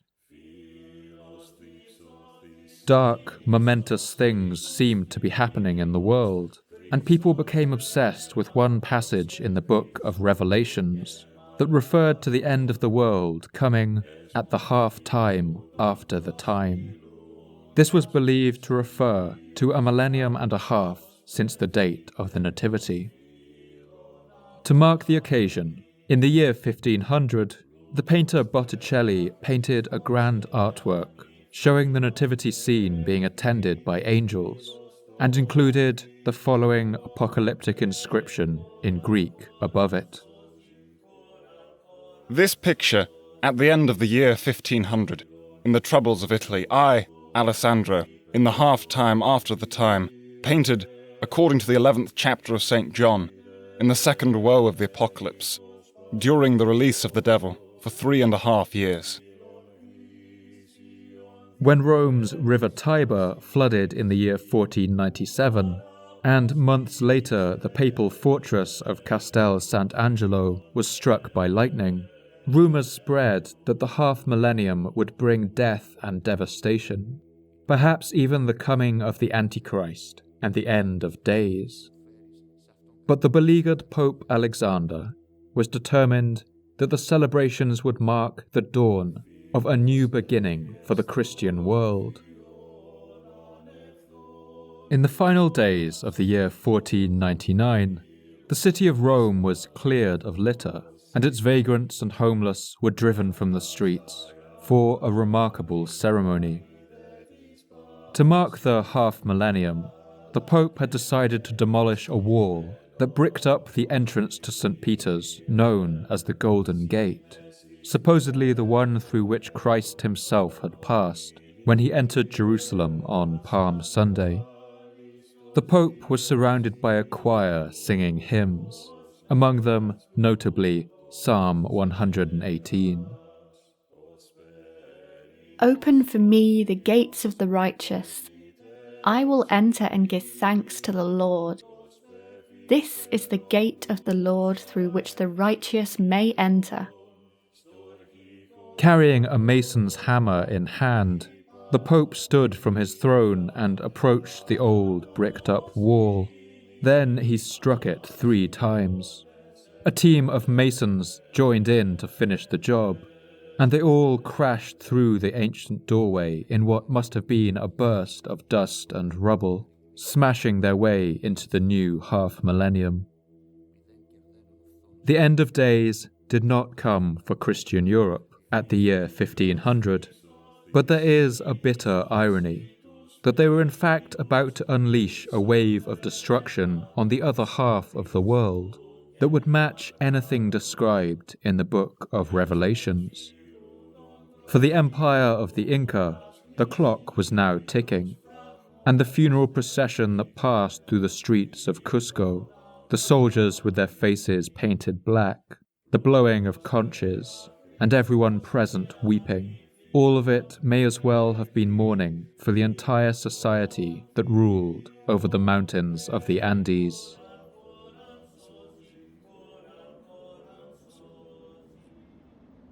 The Inca emperor at the time of the half-millennium was a man named Huayna Capac, whose name meant the young mighty one. He had come to power at the age of 25, in the year 1493, just 1 year after Christopher Columbus first set foot in the Caribbean. The Emperor Huayna Capac was a conqueror by nature. During his long reign, the Inca army was constantly on the move, and the empire expanded further into present-day Chile and Argentina. He soon became hell-bent on subjugating the tropical northern territory of what is now Ecuador and Colombia. These wars in the jungle were bitter and difficult, a quagmire that must have sapped the energy and strength of the empire. The terrain here was difficult, covered in dense forest and mangrove swamps, and the Inca soldiers were not used to the climate. But Huayna Capac refused to give in. He spent as much as 10 years waging his war in the north, and all this time his messengers would have travelled back and forth along the long Inca road network, carrying orders from the king and bringing back news from his administrators in Cusco. This constant warfare must have become a daily fact of life in the empire that everyone simply grew to accept. Many young people in Cusco would not have remembered a time when the king had resided in the capital, or when the empire had known peace. We don't know for sure, but while leading his armies through the forests of Colombia, it's possible that the Inca Huayna Capac may have heard rumors of a strange and mysterious power growing even further to the north, strangers who had arrived by boat and who brought a wave of destruction in their wake. Whole villages were being wiped out, laid low by some mysterious force. Perhaps Huayna Capac dismissed these rumors at first. That is, until one day he began to develop a fever, the likes of which the Inca had never encountered before. His condition rapidly deteriorated, and in the year 1527, the Sapa Inca Huayna Capac, the emperor of all the Andes, died suddenly of this mysterious disease, in the jungle 1,000 miles from home. And perhaps it's on his deathbed that those rumors came back to him about the strangers who had been sighted far in the north. One Inca chronicler, Garcilaso Inca de la Vega, recorded what were supposedly the dying words of King Huayna Capac that take the form of a prophecy of doom. Our Father the Sun has revealed to me that after the reign of 12 Incas, his own children, there will appear in our country an unknown race of men who will subdue our empire. I think that the people who came recently to our own shores are the ones referred to. The reign of the 12 Incas ends with me. I can therefore certify to you that these people will return shortly after I have left you, and that they will accomplish what our Father the Sun predicted they would. Whether or not these were actually his dying words, they certainly show the apocalyptic mood that had begun to sink in among the snowy peaks and deep valleys of the Andes Mountains. Within a few weeks, the emperor's mummified body began its 2,000-kilometer journey south to Cusco. His lords carried him on a throne, bound tightly in white cloth. The procession travelled along the great Chinchasuyo road that separated the coastal plains and the towering mountains above. A caravan of lords and warriors, porters and llamas, slowly climbing up through the terraced roads and canyon valleys. When they arrived back in Cusco, they found the city a devastated place. While the king had been away, the plague had reached the capital city and killed countless numbers of its citizens, along with many lords and officials. The entire empire was reeling from the destruction, and bodies must have piled up in the streets, with hardly enough people left to carry them away. In some areas, as many as 9 out of every 10 people died. In one moment of lucidity during his fever, the Emperor Huayna Capac had chosen his son, Ninan to ascend the throne as the next Sapa Inca, but this was to be an ill-fated choice. Ninan was an infant, and he died only days after his father, possibly of the same disease. The empire was without a ruler, and now multiple claimants to the throne were gathering their armies. Within a year, the Inca realm would be torn by a civil war that would result in the deaths of tens of thousands of its people and the sacking of many of its cities. While diseases like the one that had felled their emperor were only just beginning their spread around every town and city in the mountains. Before the Inca had even set eyes on a single European, the contact of the two worlds had unleashed chaos. Back in the traditional capital of Cusco, one of Huayna Capac's sons, named Huascar, declared himself the rightful ruler. But in the rebellious northern region of Quito, another of his sons was in charge of a sizable army. This man's name was Atahualpa, and it's in his hands that the Inca Empire would finally crumble into ash and flame.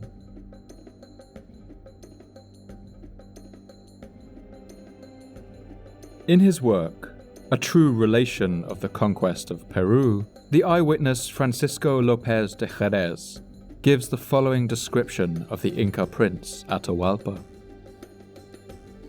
Atahualpa was a man of some 30 years of age, of fine appearance and disposition, somewhat stocky, his face imposing, beautiful and ferocious, his eyes bloodshot. Atahualpa was a fierce and tenacious battlefield commander who led the battle-hardened troops that had been fighting in the jungle war in the north. Ignoring his older brother Huascar's claim to the throne, he declared himself the rightful ruler of the northern region of Quito. The Inca Empire had now effectively been divided in two, and a tense stalemate emerged that would last for 5 years. Huascar, ruling from the old city of Cusco, was by any measure the most legitimate and legal king of the Inca. He was 4 or 5 years older than his half-brother Atahualpa, but although he was a brave commander, he had a mild and gentle temper. But Atahualpa was of a very different temperament. As the historian W.H. Prescott recalls, warlike, ambitious and daring, he was constantly engaged in enterprises for the enlargement of his own territory. His restless spirit excited some alarm at the court of Cuzco. Before long, the land was once again plunged into war. It's said that Atahualpa was captured early on and placed in a wooden cage, but he managed to escape and return to his armies. His soldiers were battle-tested, and they were also remorseless and brutal in their tactics.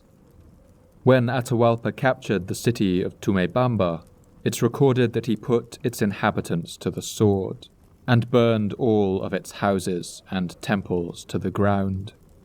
His campaign of destruction continued into the south, as Cieza de Leon recalls. Many Indians tell about how, to quell the king's anger, they sent a large group of children, and carrying green bouquets in their hands and palm leaves, to ask for his grace and friendship, and to look beyond any past injuries. With so many cries they begged him, and with such humility, that it would be enough to break even hearts of stone. But they made little impression on the cruel man Atahualpa, because they say that he ordered his captains and people to kill all those who had come, which was done, sparing only a few children and the sacred women of the temple. Some of these Spanish sources certainly have incentive to exaggerate the brutality of Atahualpa, considering the role they would later play in bringing about his downfall. But I think it's clear that he was at least very ruthless in the prosecution of his campaign. One story even recounts him burying some rebel chieftains alive, as Juan de Betanzos recounts. He said that he planted that garden with people of evil hearts. He wished to see if they would produce their evil fruit and works. These tactics, however brutal, do seem to have worked. By the spring of the year 1532, Atahualpa had pushed south until he was within a few kilometers of the capital of Cusco. His older brother Huascar hastily gathered all the troops he could from the countryside, many of them untrained men and boys. But it would not be enough. The two armies met on the plains of Quipepan, each with around 60,000 soldiers. The booming of their voices and battle cries, the bashing of wooden shields and the thundering of drums, the clatter of bronze maces, javelins, and arrows.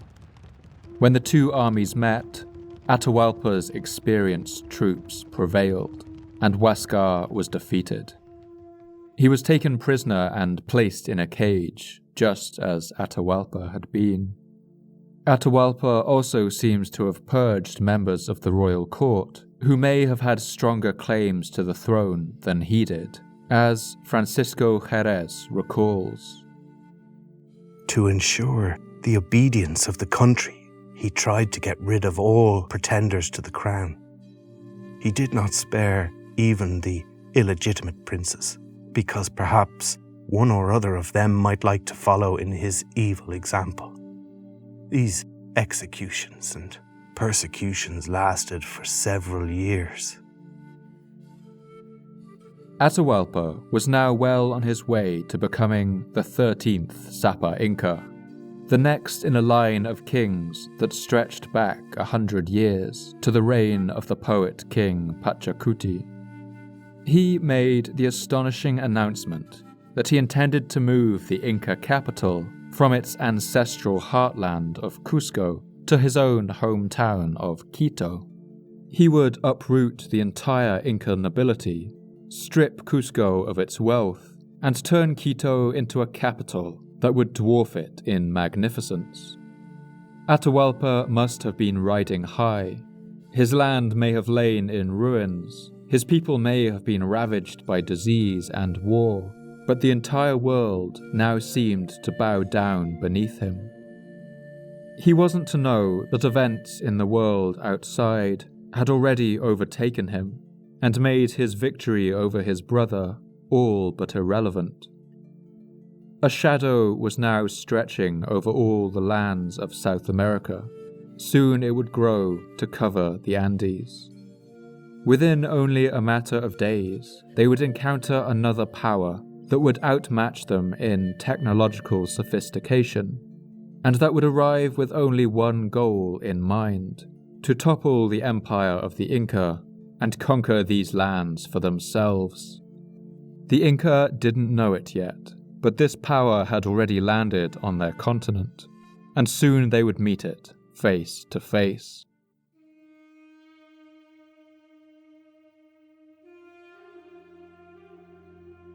We've already spoken a little about the great man model of history when telling the story of Pachacuti's remarkable conquest of the Andes. The great man theory was an idea that gained currency in the 19th century and argued that history was a product of the impacts of great men, unique individuals who were highly influential due to their natural abilities, their heroic courage, or their superior intellects. This is a model that, for good reason, has fallen out of favour among historians, but it can still be hard to explain certain moments in history where events really did seem to turn on the determination and sometimes the obsession of a single person. In this story, that person will be a Spaniard by the name of Francisco Pizarro.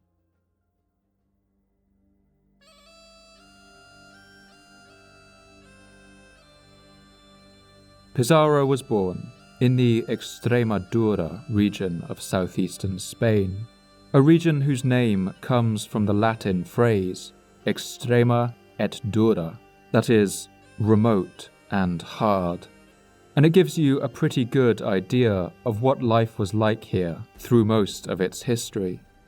The land was dry and tough in the summer, and the people here were often poor. Pizarro was born in the most humble conditions imaginable. There are no official documents recording his birth, suggesting that he may have been an illegitimate child, perhaps abandoned and taken in by his adoptive family of peasant farmers. His adopted mother worked as a servant, while his father was a soldier who had earned himself the nickname the Roman for his exploits fighting in Italy. Pizarro had no education and began his life herding pigs in the town of Trujillo. As a teenager, he joined the army, wanting to follow in his father's footsteps, and he was immediately swept up in the campaign known as the Reconquista, or the Reconquest. This saw the Muslim kingdoms of southern Spain conquered by Spanish armies and brought under the rule of a Spanish monarch. We don't know exactly where Pizarro fought on this campaign, but it's likely that he saw some of these famous battles, and may have even participated in the capture of the final Muslim capital of Granada. The mythology of the Reconquista has a prominent place in the imaginations of Spanish people around this time, and the Spanish would carry it with them into the New World. In fact, whenever Pizarro and his men encountered the temples of the Inca and other peoples, they would refer to them in their writing as mosques. When the dust from the War of Reconquista settled, and the financial opportunities for mercenaries began to dry up in Spain, Pizarro made the decision to cross over to the New World.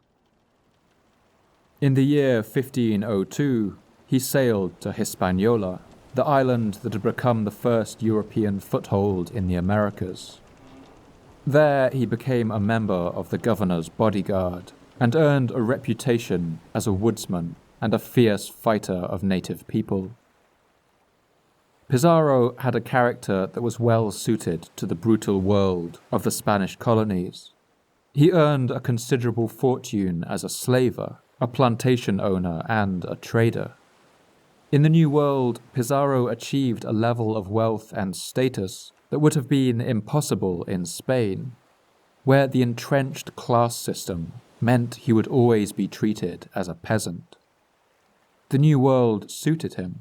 He seems to have fostered no desire to ever return to his homeland, and instead spent his days surrounded by slave women and all the trappings of wealth in the New World. But it's clear there was also something of an itch in him that his life there couldn't quite scratch. It seems he wanted not just to be wealthy and comfortable, but to be respected, even feared. He wanted an achievement that he could throw in the faces of all those nobles back home who once would have looked down on him from such a height. But all of Pizarro's early attempts at adventuring would meet with disastrous failure. He set off on a number of different expeditions into the New World, among them one led by the Spaniard Alonso de Ojeda, who set up a colony in what is today Colombia and Venezuela. Pizarro was paid no wage for the expedition, instead being promised a percentage of the total treasure that the expedition brought back. But Ojeda's expedition was poorly managed. The colony of San Sebastian that they founded was built in a low-lying, swampy region, beset with mosquitoes and disease. These were the same conditions that had caused the Inca armies of the Emperor Huayna Capac such difficulties. The indigenous people here regularly shot at the Spanish with arrows dipped in poison, and the colony offered no wealth, no gold or silver, and barely supported the meagre existence of its colonists. San Sebastian was eventually abandoned, and Pizarro soon discovered that it's not much use having a percentage of the expedition's earnings if its earnings are roughly zero. Disconsolate but not discouraged, he soon departed for Colombia, and from there joined the explorer Vasco Núñez de Balboa and sailed to modern-day Panama. Although the Spanish didn't know it yet, this was the thinnest point of the American continent. Here, the Pacific and Atlantic Oceans are only 50 kilometers apart, and it's at this crossing point between the oceans that the destiny of Pizarro and the fate of the Inca would be sealed. Balboa and Pizarro set about the settlement of Panama with the usual destruction and enslavement that accompanied all European settlement in the New World.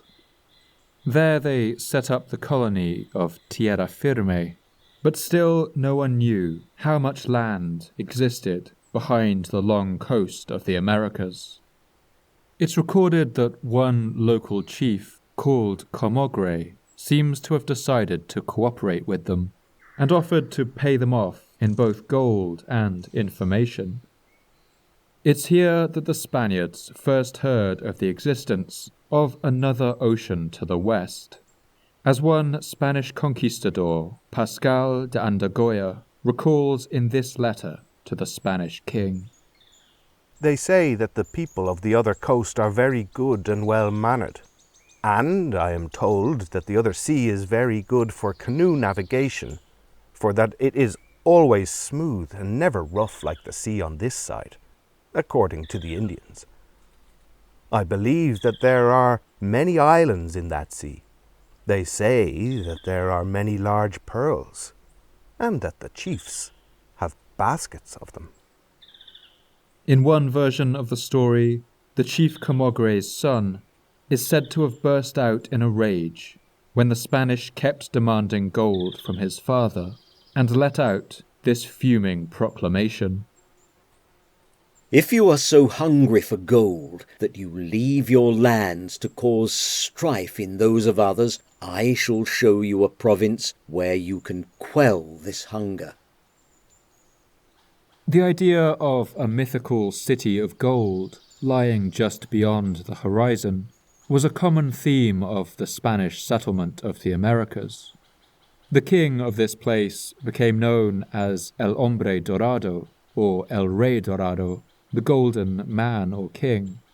This was a mythical character who was supposed to bathe himself in gold dust, and over time the legends became more outlandish, until El Dorado went from being a man to a whole city, then a kingdom, and finally an entire empire of gold.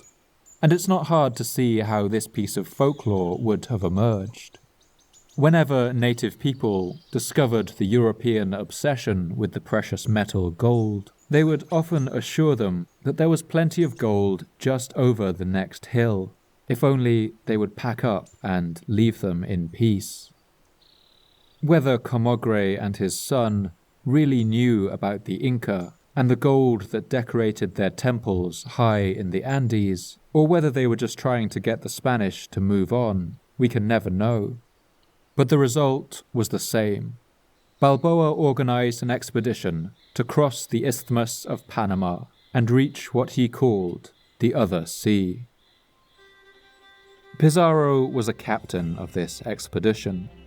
Hacking their way through the dense jungle of the interior of Panama, thick with mangroves, vines, and strangler figs, the conquistadors nearly cooked in their armor. They were plagued by mosquitoes and disease, but finally they cut through the last bit of jungle and saw a vast body of water stretching out, boundless and blue into the horizon. The life of a conquistador in the New World was violent and ruthless. They lived largely beyond the reach of the law, and often the greatest dangers came from the other conquistadors around them. Pizarro had been Balboa's friend for many years, but when the opportunity came to betray him, he didn't hesitate. In one of the routine power struggles that took place here at the edge of the world, Pizarro was ordered to arrest Balboa. The man was later executed. For his services in this coup, Pizarro was given a swampy bit of land to call his own, and he settled down to the life of a colonial baron. He retired from soldiering, and perhaps this is where he might have stayed. That is, if it wasn't for the news that would soon come trickling down the coast from Mexico about the incredible exploits of one of his distant cousins, a man named Hernan Cortés, who had taken 600 men, and with them toppled an empire. For many historians, the comparisons between Francisco Pizarro and Hernan Cortés are obvious. As we saw in episode 9, Cortés had led a tiny army and with them captured the Aztec king Moctezuma, toppling the greatest indigenous empire of Mexico. Cortés was now considered a hero in the Spanish court, and his exploits were legendary. Pizarro was a second cousin of Cortés, and 7 years older than him, and he openly admired his overachieving relation. They were both from that same hard region of Extremadura in Spain, and had both set sail to explore the New World, living in Hispaniola at the same time. But there are also some significant differences in these characters, as the historian W.H. Prescott recounts. Pizarro seems to have had the example of his great predecessor before his eyes on more than one occasion. But he fell far short of his model, for his coarser nature and more ferocious temper often betrayed him into acts most repugnant to sound policy, which would never have been countenanced by the conqueror of Mexico. Cortés was a member of the noble Hidalgo class. He had a legal education and worked as a notary and treasurer. The letters he wrote to King Charles V are one of the great sources of information about the conquest of Mexico, and while we may not always trust his account of events, he does speak to us out of history with a commanding voice, explaining his motivations, his desires, and his fears. But Pizarro is more of an enigma. In fact, he was illiterate and could neither read nor write. All we learn about his motivations comes from those who accompanied him and wrote down their accounts. By the year 1521, the great Aztec capital of Tenochtitlan had been conquered by the Spanish and reduced to a smoking ruin. All of Spain and its colonies were buzzing with this news, and the fame and wealth that Cortés won in this expedition seems to have reignited Pizarro's lust for adventure. By this time, he was in middle age. From depictions of him at the time, we can see he was a man with a thick beard and a flat face with wide, spreading cheekbones and a lantern jaw. His cousin Pedro Pizarro described him in the following way. He was a very Christian man, and very zealous in the service of His Majesty. He was tall and spare, having a good face and a thin beard. Personally, he was valiant and vigorous, a truthful man. It was his custom, whenever anyone asked him for anything, always to say no. He said this in order that he might not fail to keep his word. And though he said no, he always did in the end what was asked of him, if there were not reason against it. In 1522, just 1 year after he heard news of Cortés's exploits, Pizarro returned to adventuring. He joined a company heading south along Panama's Pacific coast, determined to find out the truth about the rumored cities of gold that were supposed to lie to the south, in a land that had attained a semi-mythical status for them, and which was called Peru. While Cortés's expedition had been a relatively amateur affair, with very few professional soldiers, Pizarro's men were even more of a rough bunch. He had about 100 men with him, many of whom signed up to escape debts or to avoid being put in jail for various crimes. These were stragglers and ruffians rather than soldiers. They had enough money for only 2 ships, and they set sail in November 1524. It was the worst possible season for sea travel, and Pizarro's usual bad luck prevailed. Rain and storms hammered their ships, and they quickly ran out of supplies. The men ate raw crabs and shellfish, as well as berries from the shore, which turned out to be poisonous and made them severely ill. Pizarro's expedition crept along the Pacific coast of South America for more than a year, experiencing misfortune after misfortune, with one of their ships making regular supply runs back to Panama. But eventually, in the year 1526, they came across something they had never seen before in the Americas. It was a native boat with a sail. When they stopped the craft, they found that the boat was a raft carrying 20 indigenous people, as well as a great variety of jewelry and cloth, and other decorative items like belts, necklaces, and pins made of gold and silver and inlaid with gems. Their clothes were finely embroidered, decorated with patterns of birds, flowers, and animals. The Spanish asked where these goods had come from, and the people gave the answer they had been waiting for. They said it had all come from a wealthy land that lay to the south, a land called Peru. The news lit a fire under Pizarro, but his men were sick and tired of the expedition. Their misfortunes continued, and soon news returned to them that the governor of Panama had ordered their return. When his men heard the news, they were overjoyed, as Cieza de Leon recalls. Pizarro was downcast when he saw they all wanted to go. He quietly composed himself, and said that, of course, they could return to Panama, and the choice was theirs. He had not wanted them to leave, because they would have their reward if and when they discovered a good land. As for himself, he felt that returning poor to Panama was a harder thing than staying to face death and hardship.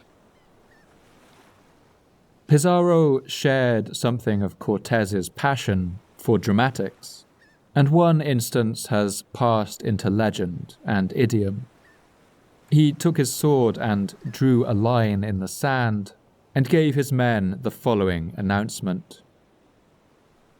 Friends and comrades, on that side are toil, hunger, nakedness, the drenching storm, desertion and death. On this side, ease and pleasure. There lies Peru with all its riches. Here, Panama and its poverty. Choose, each man, what best becomes a brave Spaniard. For my part, I go south. Most of Pizarro's men were not won over by this piece of oratory. Only 13 men stepped over the line, but it was enough for his journey to continue. In the year 1528, Pizarro reached the Incan town of Tumbes, today located on the border between Ecuador and Peru. And here, finally, was evidence of the wealthy empire he had been promised. Tumbes was a magnificent port city. The old Inca king Túpac Amaru had built a strong fortress there, along with a fine temple staffed with 500 virgins who served the sun god. The town was well supplied with water from several aqueducts, and the historian W.H. Prescott recalls the reaction of the Spanish to this sight. The Spaniards were nearly mad with joy at receiving these brilliant tidings of the Peruvian city. All their fond dreams were now to be realized, and they had at length reached the realm, which had so long fitted in visionary splendor before them. The people of Tumbes received Pizarro and his men politely and graciously. The people of Tumbes even gave Pizarro 2 boys, who he took with him back to Panama and taught to speak Spanish. He would use them as translators throughout the following years, and all of this was very convenient for Pizarro, and played directly into his plans, as the chronicler Narro recalls. It was manifestly the work of heaven that the natives of the country should have received him in so kind and loving a spirit, as best fitted to facilitate the conquest.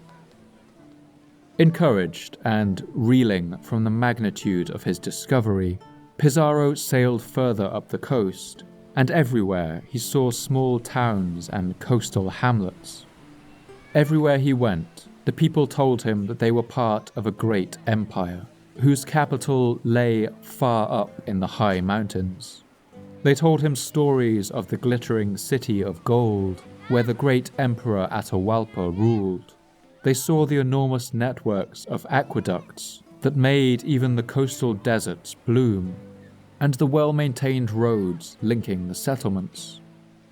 Pizarro now felt that he had evidence enough to confirm the rumors, but his tiny force had no hope of making anything of his discovery.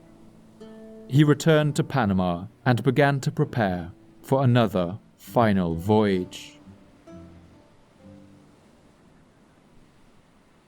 The arrival of the Spanish at Tumbes caused a ripple of consternation in the Inca lands.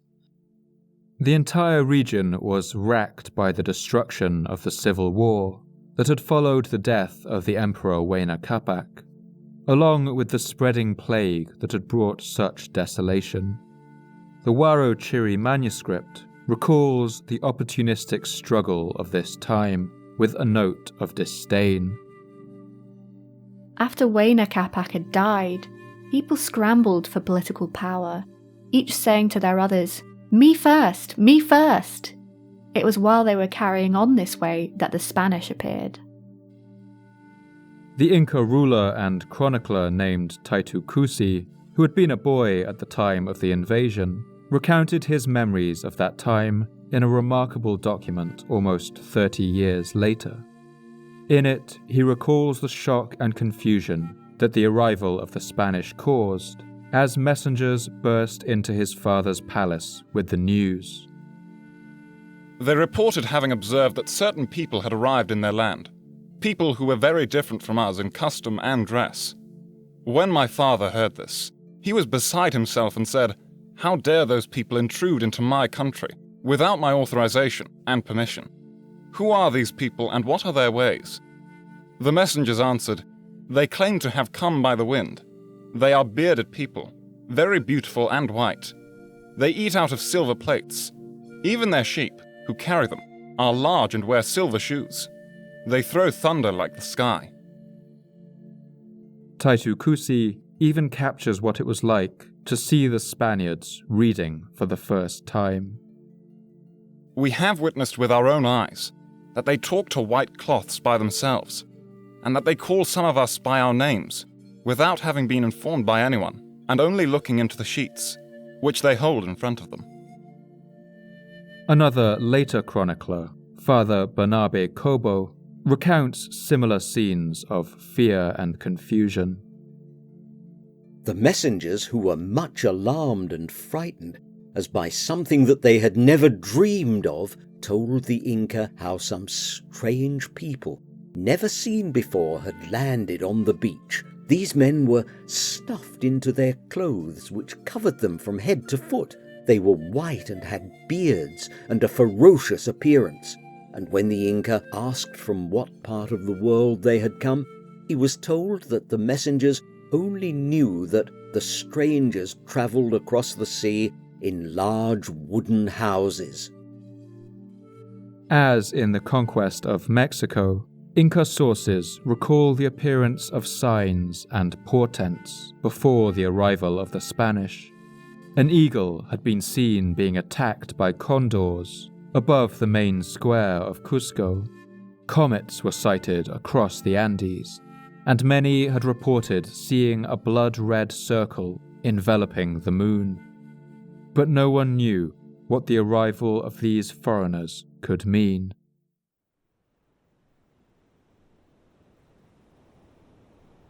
In Panama, Pizarro finally sailed back into port, to the astonishment of many of the people there.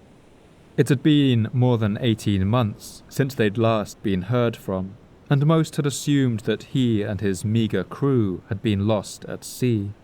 But news of his discovery didn't create the explosion of interest that he had hoped. In fact, the governor of Panama refused him permission to go on any more expeditions. Pizarro was frustrated. The temptation of that faraway empire, along with all its gold and glory, began to possess him. We can imagine him lying awake at night in the hot Panama air, listening to the whining of mosquitoes overhead, and the cackling of spider monkeys in the trees outside his cabin, all the while thinking about the glory that might await him, far away on the shores of the other sea. In 1528, he decided to take a drastic course of action. He would make his way back to Spain with the intention of gaining an audience with the king and queen, who ruled from their opulent court in Toledo. The journey across the Atlantic could take 6 weeks if the weather was good, and as long as 2 to 3 months if it wasn't. Since he had last been to Spain, Pizarro must have found it a much changed place. He had known it as a wealthy medieval state, but in the last 3 decades, it had become the bustling hub of a colonial empire. Its ports had swollen with the vast wealth coming in on its treasure ships, and now enormous 1,000-ton galleons carrying hundreds of cannons would have towered over the roofs of its houses. To this rough peasant farmer, used to life on the frontiers, the exquisite finery of the royal court must have been staggering. It would have been an incredible moment for this poor swineherd, approaching the royal couple surrounded by their finery and given a hero's welcome. The conqueror of Mexico, Hernán Cortés, was at that time resident in the Spanish court, and his presence may have gone some way to sway the royal couple into meeting this man. Pizarro presented the king and queen with gold and jewels, exotic birds and embroidered cloth, even the fleece of a llama, along with a newly drawn map of Peru. The royal couple must have looked at these treasures hungrily. The capture of Mexico only 8 years before had swollen the royal treasury, and now this commoner was offering to conquer yet another indigenous empire and bring back even more treasure. In 1529, on July the 26th, the Queen of Spain signed a charter authorizing the invasion of Peru, which they had already decided to rename. Without the Inca having the slightest knowledge of it, their land had been renamed New Castile, with the stroke of a pen 10,000 kilometers away. Because you are Captain Francisco Pizarro, a resident of Tierra Firme, called Castilla del Oro, you have taken the charge of going to conquer, discover, pacify and populate the coast of the South Sea of said land, to the eastern part. The Queen also made Pizarro a Knight of the Order of Santiago, Spain's highest order of knighthood, established in the Middle Ages to protect pilgrims. He was effectively being appointed a crusader, and the crown gave Pizarro several Dominican monks to take with him to underscore that he was on a religious mission. They gave him a license to buy artillery in Panama, as well as 25 horses from Jamaica, and 30 African slaves from Cuba, their foreheads branded with the letter R, showing that they were royal possessions. But other than this, the monarchy offered no direct support, instead promising, as usual, that the men could keep a share of any loot that their campaign acquired. For them, Pizarro's expedition was low risk and potentially very high reward. By January 1530, Pizarro had returned to Panama and prepared his expedition. He brought with him his 15-year-old cousin Pedro as an assistant, who would later write one of the most important eyewitness accounts of the invasion. But Pizarro had his usual run of bad luck on the voyage. Strong headwinds blowing up the Pacific coast stopped his progress for nearly 2 weeks, and storms ravaged their ships. But finally, he arrived back at the port town of Tumbes. What he found there astonished him. The formerly booming town was now completely abandoned. Francisco Jerez recalls the eerie sight that the Spanish found. The town of Tumbes was destroyed. It seemed to have been an important place, judging from some edifices it contained. It had open courts and rooms, and doors for defense, and was a good fortress against Indians. The natives say that these edifices were abandoned by reason of a great pestilence, and by reason of a war. Only 4 or 5 of the largest houses and the walls of the fortress remained standing, and these were greatly damaged and looted of all their finery.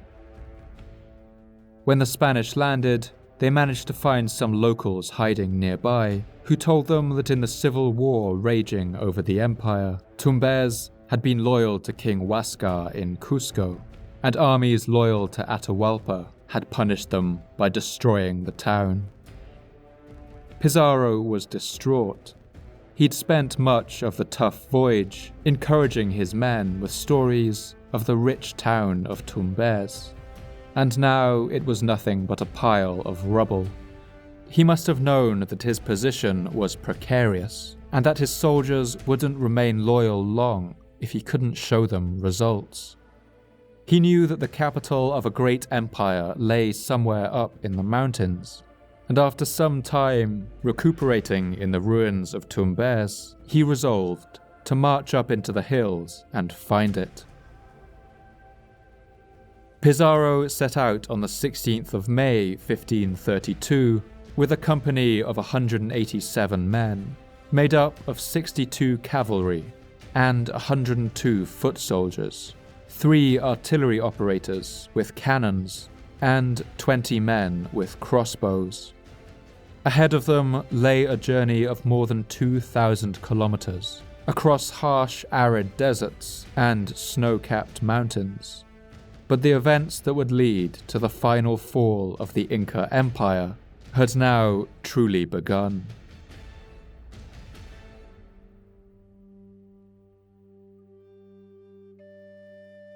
It's not clear why Atahualpa allowed Pizarro to found his settlement on the coast, or to march unhindered into the mountains. In the centuries since the conquest, many have proposed their theories. Some chroniclers at the time claimed that the Inca believed the Spanish to be gods. Some indigenous chronicles, like that of Titu Cusi, repeated this idea, although his account is full of flattery for the Spanish, and perhaps he can't entirely be trusted on this point. As we've seen in the conquest of Mexico and the Aztec Empire, there's really little first-hand evidence that indigenous people considered Europeans to be divine. And if this was their initial impression, it's one that they quickly dispensed with, as Cieza de Leon recalls. As these Spaniards were so free from all restraint, and held the honor of the people so lightly, in return for the hospitality and friendliness with which they were received, the Indians saw how little reverence the Spaniards felt for the sun, and how shamelessly, and without the fear of God, they violated the women, began to say that such people were not sons of God, but that they were worse than supais, which is their name for devil. The most likely answer is that Atahualpa was simply too busy to deal with the Spanish. He was engaged in a full-scale war for the survival of his kingdom, against his brother Huascar in the central Andes. The chronicler Juan de Betanzos, who interviewed his Inca in-laws in the 1550s about their memories of those days, records that the news about Pizarro's landing reached Atahualpa at exactly the moment that he heard of his brother's surrender and capture, a moment of victory that must have occupied all his thoughts. When Pizarro began his march up into the hills, Atahualpa was just then in the middle of a march of his own, a triumphal procession back to Cusco with his army, to destroy the last remaining noble families loyal to his brother Huascar, to strip Cusco of its wealth, and drag all its gold back to his home of Quito, where he would declare himself the Emperor of the Inca. The arrival of this small group of foreigners was certainly a curiosity for him, but there's no indication he considered them a threat, or even considered them much at all. They were very few in number, they weren't outwardly aggressive, and his only concern must have been to prevent them from intervening in the final stages of this civil war. Titu Cusi even records that Atahualpa was more interested in hunting the Europeans' horses, which he believed to be a new kind of llama. He brought no weapons for battle or harnesses for defense, only knives and lassos for the purpose of hunting this new kind of llamas. Not concerned about the few people who had come, or interested in who they were, they brought only the knives for skinning and quartering the animals. Atahualpa agreed to meet with the Spanish, and sent an envoy of guides with instructions to lead them to a small town known as Cajamarca. This was one of the stops along Atahualpa's tour of the country, where he was already scheduled to conduct a ritual in which he presented ceremonial weapons to the local youths. Agreeing to meet the Spanish was a show of friendship, But it's clear that Atahualpa also wanted to give them a show of force. In the heart of his empire, faced with the full might of the Inca army, any aggression by these mysterious foreigners could be swiftly crushed.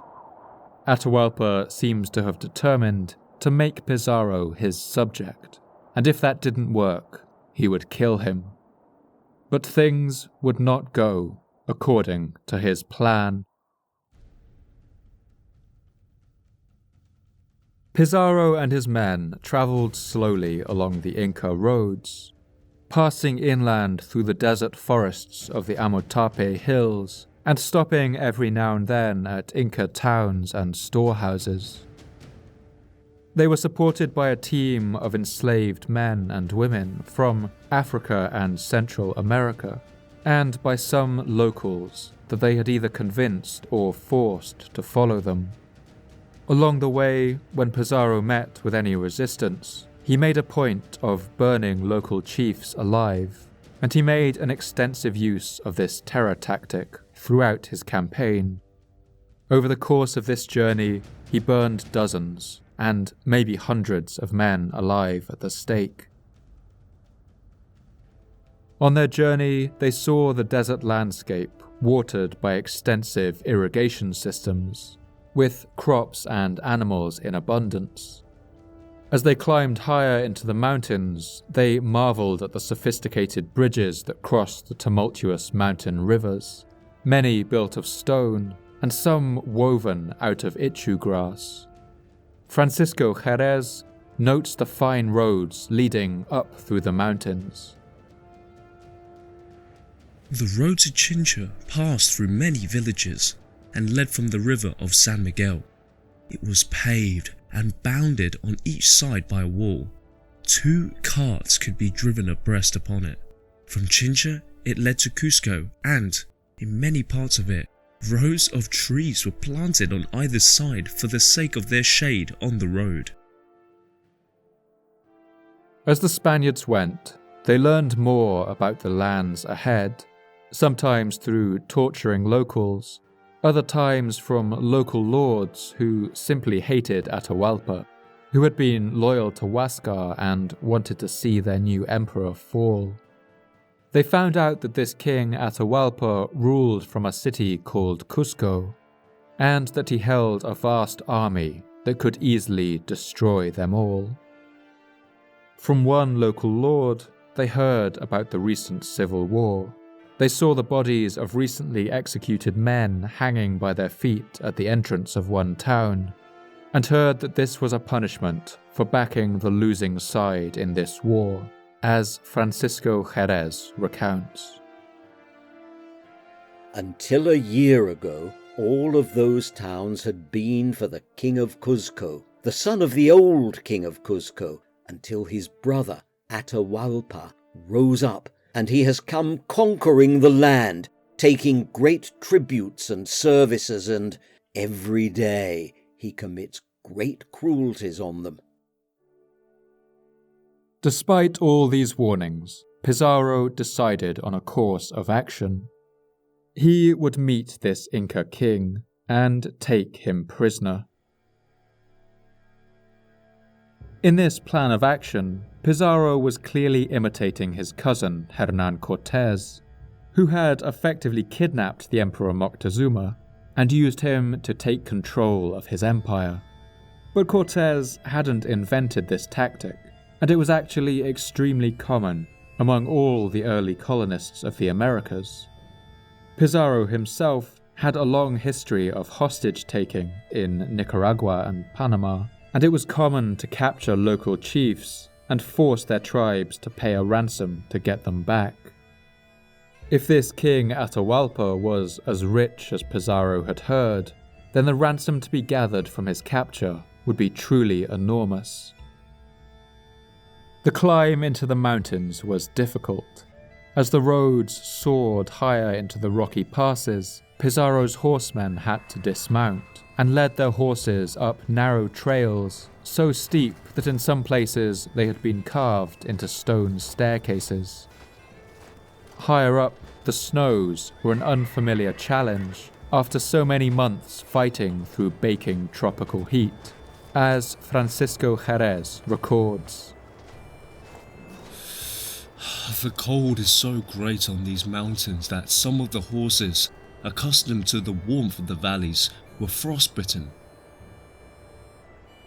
At one point, some food and supplies arrived for the Spanish from Atahualpa, along with his wishes that they should come to meet him soon. Finally, after weeks of travelling, the Spanish found their way to the wide valley where the town of Cajamarca stood.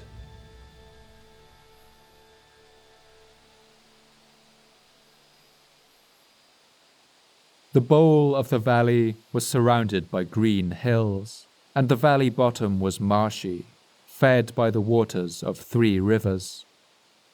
When Pizarro and his men finally arrived at Cajamarca, they found the army of the Emperor Atahualpa encamped in the hills outside the town, numbering anywhere between 50 to 80,000 men. These were the crack troops of the Inca, battle-hardened from their campaigns in the Civil War. They must have looked with curiosity, but also a little derision, at the ragtag group of Spanish soldiers, filthy from their weeks on the road, pink in the face and out of breath in the mountain air, many of them covered with boils and sores from tropical diseases. They must have looked like a sorry lot to the grand army of the Inca. Francisco Jerez recounts the tense atmosphere on Pizarro's arrival. The governor arrived at this town of Cajamarca on Friday the 15th of November 1532 at the hour of Vespers. In the middle of the town there was a great open space surrounded by walls and houses. The governor occupied this position and sent a messenger to Atahualpa to announce his arrival, to arrange a meeting that he might show him where to lodge. Meanwhile, he ordered the town to be examined with a view to discovering a stronger position where he might pitch the camp. The Emperor Atahualpa was still in seclusion as part of the ritual he was conducting, and he didn't hurry out to meet the Spanish. Pizarro approached from the northwest along the old Imperial highway, and when they arrived he ordered his artillerymen to set up their cannons on the ceremonial plaza in the middle of the city, in full view of the encamped Inca army. The Inca soldiers must have looked on with curiosity, but they did nothing to stop them. That night a storm came in over the hills, bringing rain and hail. The hailstones must have plinked and plonked on the helmets and armour of the Spanish, as they encamped among the temple stones, and gazed with narrowed eyes at the lights of the Inca camp, which must have stretched across the hills for a distance of miles, as Jerez recalls. All the men were on foot outside the tents, with their arms consisting of long lances like pikes stuck into the ground. There seemed to be upwards of 30,000 men in the camp. In the morning, they rode out to meet Atahualpa. At first, he continued to play it cool, and showed little interest in them. In fact, he acted bored by their presence. Then he complained that they had treated some of his people poorly on the coast, burning people alive and abusing the priestesses in the temples. He even produced an iron collar that had been brought to him, and that he said the Spanish had forced one of his allies to wear. Pizarro denied all this, and promised that all he wanted was to swear loyalty to Atahualpa and fight on his behalf. The Inca Emperor soon let down his guard and began to warm to the idea of welcoming the Spanish as subjects. He suggested that they should go together and crush a local chief who was defying his rule, and Pizarro happily agreed, saying that all the job would take would be 10 Spanish horsemen. Atahualpa found this funny, and to seal the deal, they drank maize beer together from golden cups that Pizarro must have noticed with some interest. Then they agreed to meet again in the Grand Plaza of Cajamarca the following day. Both men left the meeting satisfied. Atahualpa seems to have set his fears aside, while Pizarro returned to his camp to hatch his plan for the following day.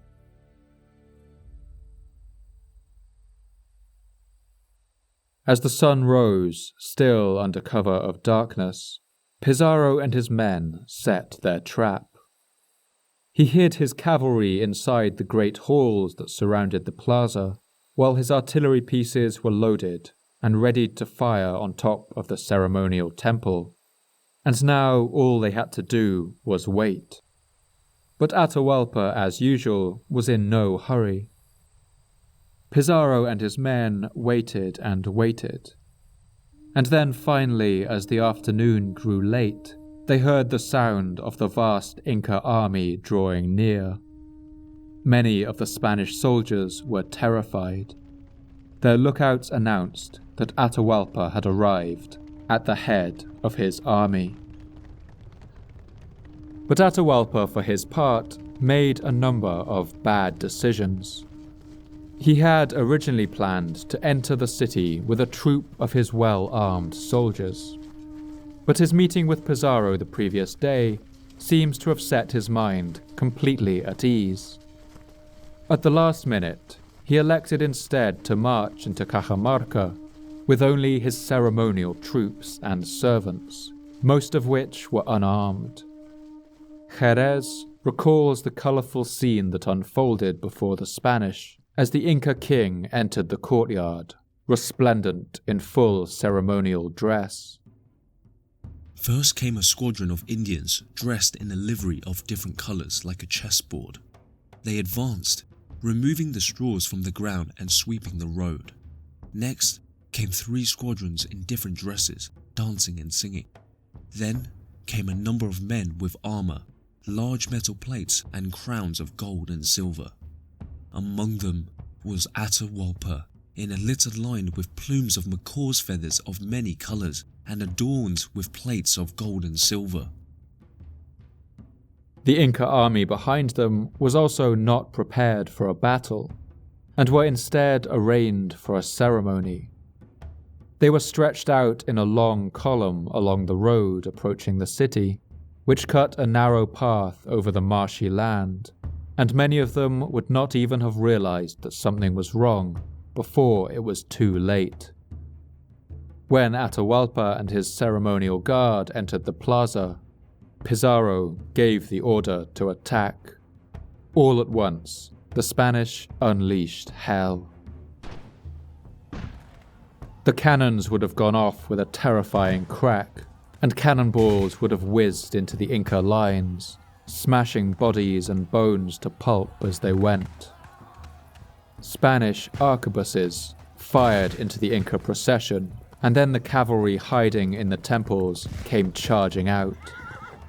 The Spanish horses, guns, and cannons were 3 weapons that the Inca had never even imagined, let alone encountered before, and the effect of being attacked with all 3 at once must have simply frozen them in their tracks. Francisco Jerez writes about the pandemonium that unfolded in the main square of Cajamarca. Then the guns were fired off, the trumpets were sounded, and the troops, both horse and foot, sallied forth. On seeing the horses charge, many of the Indians who were in the open space fled, and such was the force with which they ran, they broke down parts of the wall surrounding it, and many fell over each other. The horsemen rode them down, killing and wounding, and following in pursuit. The infantry made so good an assault upon those that remained that in a short time most of them were put to the sword. The Emperor Atahualpa's escort stampeded in a panic back towards the rest of their still advancing army, and the resulting collision of people saw many crushed underfoot. Francisco Jerez recalls the panic that overtook them. So great was the terror of the Indians at seeing the governor force his way through them, at hearing the fire of the artillery, and beholding the charging of horses, a thing never before heard of, that they thought more of flying to save their lives than of fighting. The Spanish cavalry rode back and forth through the throngs of fleeing Inca, and slaughtered as many as 7,000 of them over the following 2 hours, as the sun set red over the city. The death toll amounted to something like 40 dead for each Spanish soldier. The Inca chronicler Titu Cusi records the panic that spread through the Inca ranks. The Indians were thus penned up like sheep in this enclosed plaza, unable to move because there were so many of them. Also, they had no weapons, as they had not brought any, being so little concerned about the Spaniards. The Spaniards stormed with great fury to the centre of the plaza where the Inca's seat was placed. Titu Cusi recalls bitterly the slaughter of that day. Because the Indians uttered loud cries, they started killing them with the horses, the swords or guns, like one kills sheep, without anyone being able to resist them. Of more than 10,000, not even 200 escaped. As darkness fell, Atahualpa himself was captured, and Pizarro ordered his men to fall back into the temple. There the Inca Emperor seethed, stunned and speechless. We can only imagine the shock and rage he must have felt, to have fought for so long against his brother Huascar, to have the crown of the empire come so close to his grasp, to have sacrificed so much, only to have this bolt from the blue strike him down. He must have sat there in pure disbelief, trying to understand what had just happened. Francisco Jerez captures some of this in his account. The governor went to his lodging, with his prisoner Atahualpa despoiled of his robes, which the Spaniards had torn off in pulling him out of the litter. The governor presently ordered native clothes to be brought, and when Atahualpa was dressed, he made him sit near him and soothed his rage and agitation at finding himself so quickly fallen from his high estate. Pizarro, himself likely a little stunned at the speed and the totality of his victory, is recorded to have swelled with a number of incredible boasts. Among many other things, the governor said to him, "Do not take it as an insult that you've been defeated and taken prisoner, for with the Christians who come with me, though so few in number, I have conquered greater kingdoms than yours, and have defeated other more powerful lords than you, imposing upon them the dominion of the emperor, whose vassal I am, and who's king of Spain and of the universal world. We come to conquer this land by his command." What happened next has passed into legend. Francisco Jerez recounts the glorious promises that Atahualpa made. Atahualpa feared that the Spaniards would kill him, so he told the governor that he would give his captors a great quantity of gold and silver. The governor asked him, "How much can you give, and what time?" Atahualpa said, "I will give gold enough to fill a room 22 feet long and 17 wide, up to a white line which is halfway up the wall. The height would be that of a man's stature and a half." He said that up to that mark, he would fill the room with different kinds of golden vessels, such as jars, pots, vases, besides lumps and other pieces. As for silver, he said that he would fill the whole chamber with it twice over. He undertook to do this in 2 months. The governor told him to send off messengers with this object, and that, when it was accomplished, he need have no fear. And Atahualpa made good on his promise.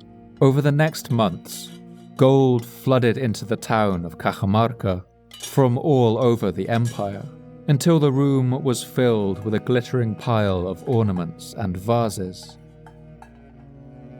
They brought many vases, jars, and pots of gold, and much silver, and he said that more was on the road. Thus, on some days 20,000, on others 30,000, on others 50,000 or 60,000 pesos of gold arrived in vases, great pots weighing 2 or 3 arrobas, and other vessels. The governor ordered all to be put in the house where Atahualpa had his guards until he had accomplished what he had promised. This offer by Atahualpa is often portrayed as a desperate bid by a terrified man bargaining for his life. But given the hand he was dealt, Atahualpa was actually making a pretty calculated play. Atahualpa regaled the Spaniards with tales of the vast wealth of the Inca Empire, and especially emphasized the city of Cusco as the jewel in its crown. He urged them to march there and loot it. And here we can see that Atahualpa's shock was already transforming into a kind of cold calculation. In fact, he had himself been intending to march to Cusco and loot it. He conveniently neglected to mention his own city of Quito to the Spanish, where he had been intending to move his imperial court. He had quickly determined the Spaniards' weakness, that is, their obsession with gold above all else, and he would play on it in order to buy time and attempt to tip the scales back in his favor. He knew that filling a room with gold would take weeks and months, and would give him the time to dispose of his imprisoned brother and any other nobles who could still oppose him. Under the guise of sending out messengers to gather gold, he could get word out to all corners of his empire, and the Spanish didn't know that the rainy season was just beginning in the Andes. Even a short delay meant that they would soon face increased snowfall. The high mountain tundras would turn to impassable mud that would isolate them from their supply lines on the coast. In addition, the weight of the gold would stop them from moving quickly and potentially expose them to attack. Atahualpa's promise also ensured that they would stay in the relatively unimportant town of Cajamarca to wait for their gold, meaning that they couldn't march on to the more important centers of Cusco or Quito. And so Atahualpa's messengers came back and forth to him during his months of captivity. Only a few days after his capture, he heard some good news. News of the situation had reached the soldiers who were transporting his brother Huascar, and they had immediately executed their prisoner. Atahualpa was now the only remaining Inca prince with a strong claim to the throne, and he knew that the Spanish would need him to rule the empire on their behalf. In just a matter of days, he had actually turned this situation quite heavily in his favor. And the best part of the deal was, the gold that poured in every day to fill that room in Cajamarca didn't even belong to him. His treasury in the city of Quito remained untouched, while he directed the Spanish to exactly where to find the gold of his political rivals. They sent out riders to Cusco, and Atahualpa's soldiers showed them exactly where to loot the treasures from the fine houses of the nobles still loyal to his dead brother, and any who still challenged his claim. This was the work not of a desperate man, but of an incredibly shrewd political operator. When the rulers of the powerful city and shrine of Pachacamac came to meet Pizarro, Atahualpa saw an opportunity to rid himself of these powerful rivals. He told the Spanish that these men were thieves and liars, and that the shrine was incredibly wealthy. Pizarro obligingly put these lords in chains and sent out horsemen to strip their temples of their wealth. The Spanish were now a weapon that Atahualpa could aim at will with just a few words in the right ears. The problem for Atahualpa was that others would soon learn this lesson too. His great rivals, the lords of Cusco, would soon become more confident in speaking to Pizarro and his men, and they happily began to spread rumors among the Spanish. They passed on news that Atahualpa was planning to attack Pizarro, that an army of 200,000 of his frontier warriors were marching their way, along with a horde of 30,000 cannibals hungry for Spanish flesh. Fatally for the Inca king, this is one outlandish rumor that Pizarro seems to have believed. Regardless of its truth, Pizarro made a rash and impulsive decision, as Francisco Jerez recalls. Then the governor, with the concurrence of the officers of His Majesty and of the captains and persons of experience, sentenced Atahualpa to death. His sentence was that, for the treason he had committed, he should die by burning unless he became a Christian. They brought out Atahualpa to execution, and when he came into the square, he said he would become a Christian. The governor was informed and ordered him to be baptized.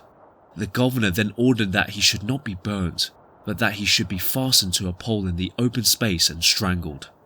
This was done, and the body was left until the morning of the next day. Such was the end of this man. He died with great fortitude and without showing any feeling.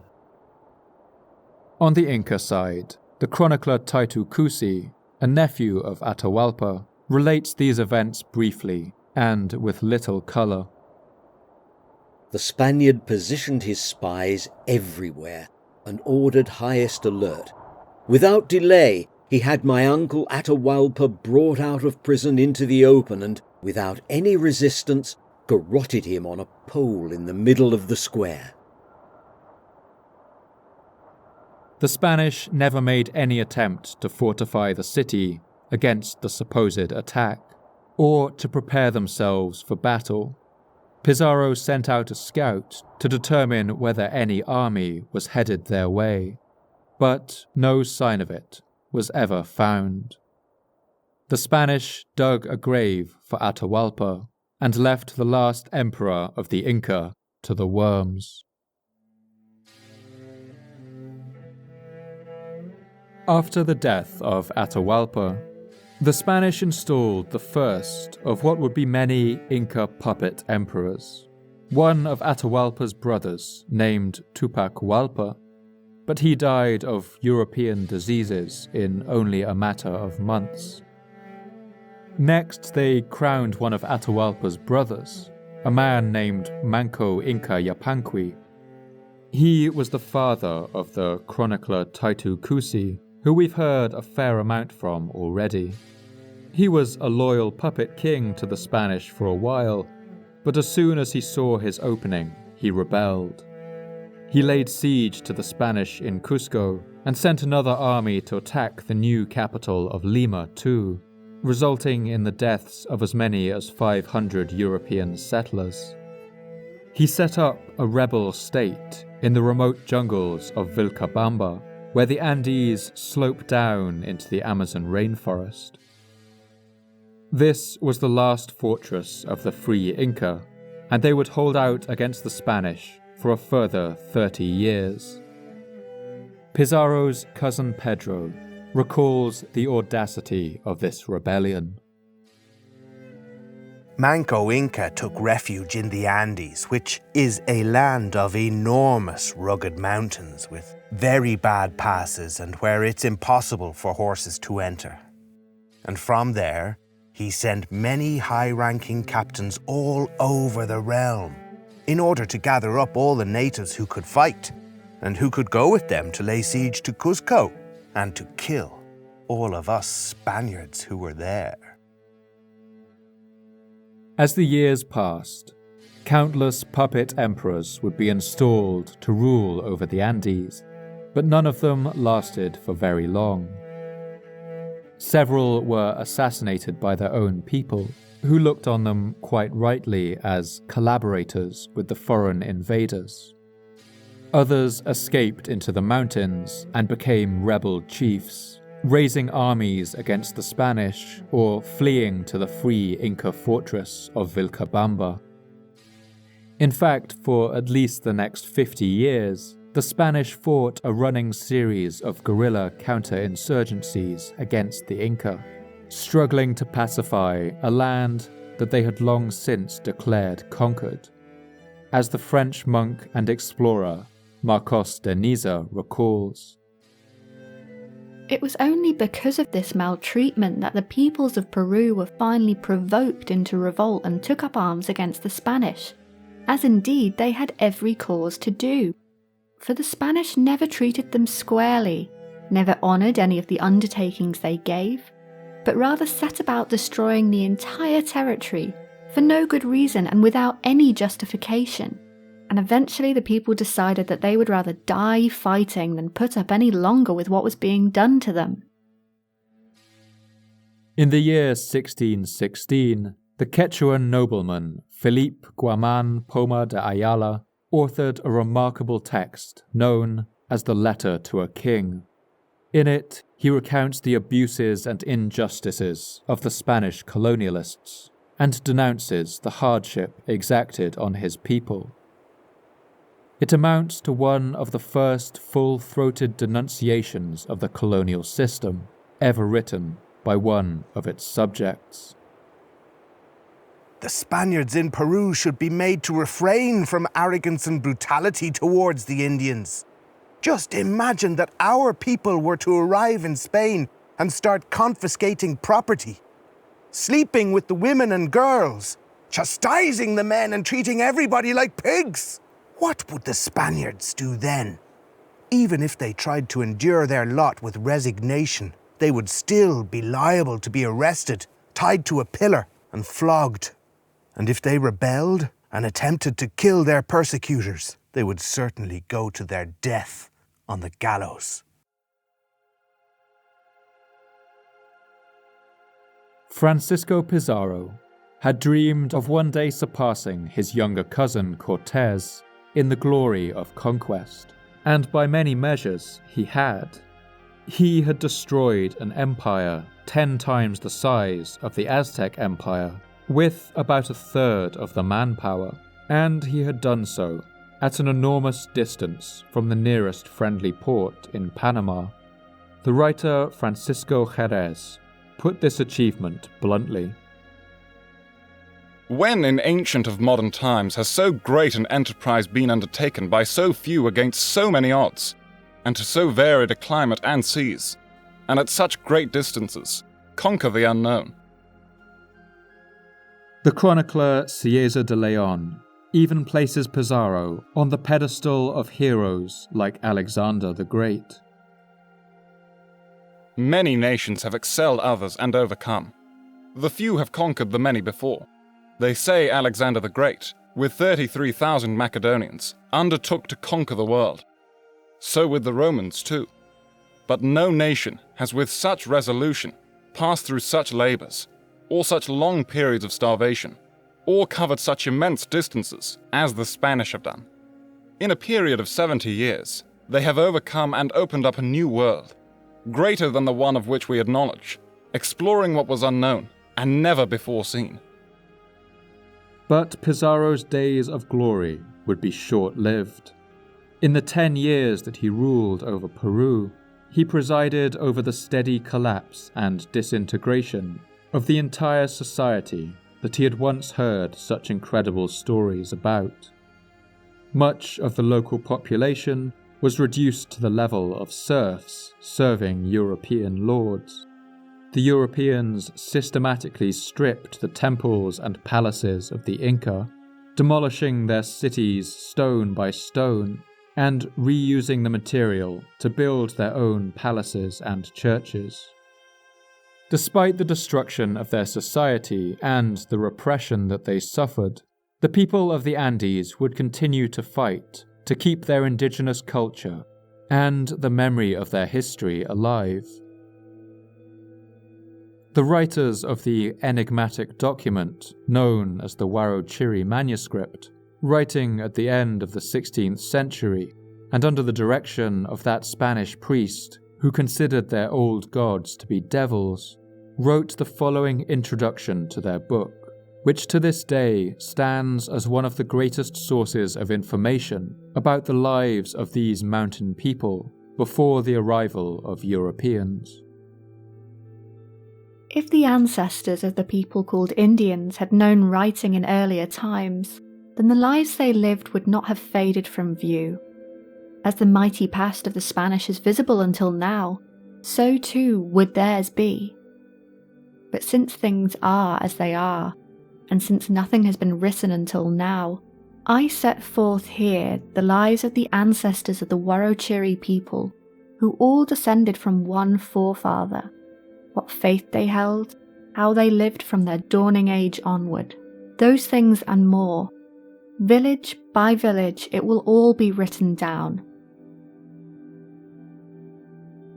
A fifth of the gold that Pizarro had accumulated at Cajamarca was sent back to the Spanish crown.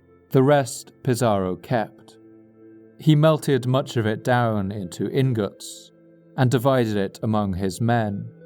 They were now richer than many of them had ever imagined possible. Some returned to Spain, while others stayed behind in Peru and established themselves as colonial lords. One chronicler wrote in ironic terms about the fate of one of these conquistadors who returned home, a man named Mancio Serra de Leguizamon, whose descent into gambling and vice was representative of the later lives of many of these soldiering adventurers. At the time the Spaniards first entered the city of Cuzco, the gold image of the sun from its temple was taken in booty by a nobleman and conquistador by the name of Leguizamon, who I knew and was still alive when I came to Spain. He lost it in a night of gambling. Giving rise to the joke, he gambled the sun before the dawn. Greed and corruption also crippled the colony of Peru, now referred to by its new name of New Castile. As news of Pizarro's conquest spread, Spaniards from all across the colonial Americas began to flock to Peru.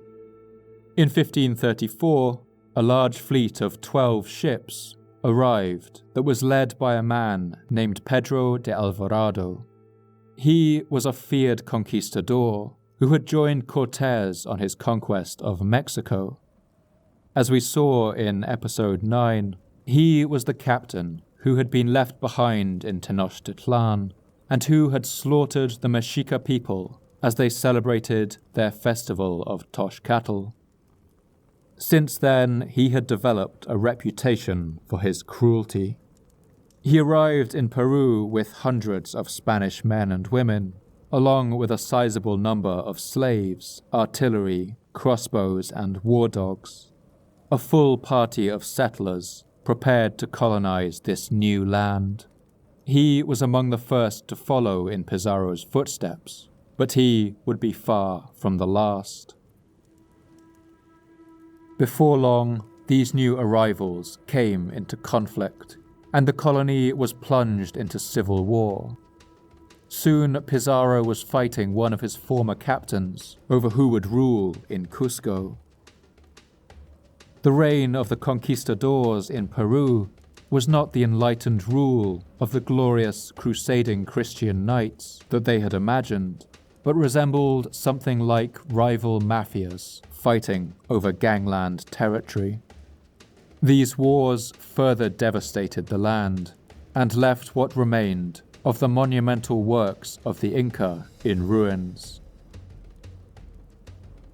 The free Inca in the rebel city of Vilcabamba soon learned to bridge the technological divide with the Spanish, and it took them only a couple of decades. As early as 1537, the king Manco Inca defeated the Spanish at Pilcosuni, and they came into possession of modern weapons, including arquebuses, artillery, and crossbows. Just 1 year later, Manco Inca was recorded to be skilled enough to ride a horse into battle. In the early 1540s, several Spanish refugees would teach Inca warriors how to use Spanish weapons, and by the 1560s, it was recorded that many Inca had developed considerable skill in using early firearms and riding horses. But it would not be enough. The last Inca ruler to lead the free city of Vilcabamba was a man named Túpac Amaru. On June the 24th of the year 1572, a Spanish army led by veteran conquistador Martín Hurtado de Arbieto made a final advance on the Incas' remote jungle capital. The city finally fell to Spanish cannons, and the Inca king Túpac Amaru fled the city. He was finally caught by the Spanish in the year 1572 and marched back to Cusco to face a military trial with 5 of his generals. These generals were all hanged, while Túpac Amaru was sentenced to be beheaded. On the day of his execution, a scaffold was erected in front of the main cathedral in the central square of Cusco, all draped in black cloth. It's reported that between 10,000 to 15,000 people came out to watch, and the plaza was so densely crowded that the chief officer of the court had to ride his horse through the people to clear a path. Túpac Amaru was carried through the crowd with his arms tied behind his back. When he mounted the scaffold, accompanied by the Bishop of Cusco, the entire crowd let out a blood-curdling wail of mourning, as one eyewitness named Martin de Murua recalls. As the magnitude of Indians, who completely filled the square, saw that sad and lamentable spectacle, and knew that their Inca and lord was about to die, they deafened the skies, making them reverberate with their cries and wailing, and their relatives, who were near, cried out with tears and sobs. Túpac Amaru reached out his hand. He gave a clap, at which all the people fell silent. This was a manifest sign of the obedience, fear and respect that the Indians had for their Incas and lords. With just a clap, they silenced the cries and tears coming from the heart that are so difficult to hide. Then, the emperor of the Free Inca let out these final words. Pachacamac, witness how my enemy shed my blood.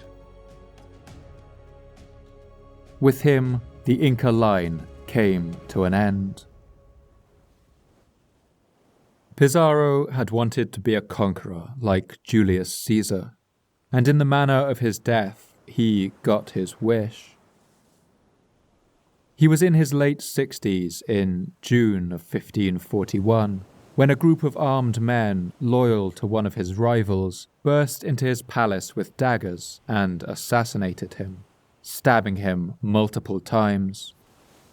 He managed to kill 2 of his attackers and wound a third before being stabbed in the throat, and then falling to the floor, where his attackers flocked around him and struck him again and again. I wonder whether in those moments he thought about the Inca Emperor Atahualpa and the look in his eyes as he had been strangled against that pole in Cajamarca. And perhaps then he might have understood what that look meant, to have gained everything you had ever fought for, only to have it snatched away in the violent hands of another. In the early 1930s, the sculptor Ramsay MacDonald created 3 copies of a bronze statue depicting a European soldier with sword drawn, riding a horse, the visor of his swooping 15th century helmet cocked open. He originally intended to sell the statue to Mexico as a depiction of the conqueror Hernán Cortés, but the statue was rejected. Instead, MacDonald approached the Peruvian government and sold them the same statue, saying that it could just as easily depict Pizarro. The statue was erected in the Peruvian capital of Lima in 1934. And perhaps it's a fitting piece of irony that even in death, Pizarro found himself playing the eternal second place to his younger and more refined cousin.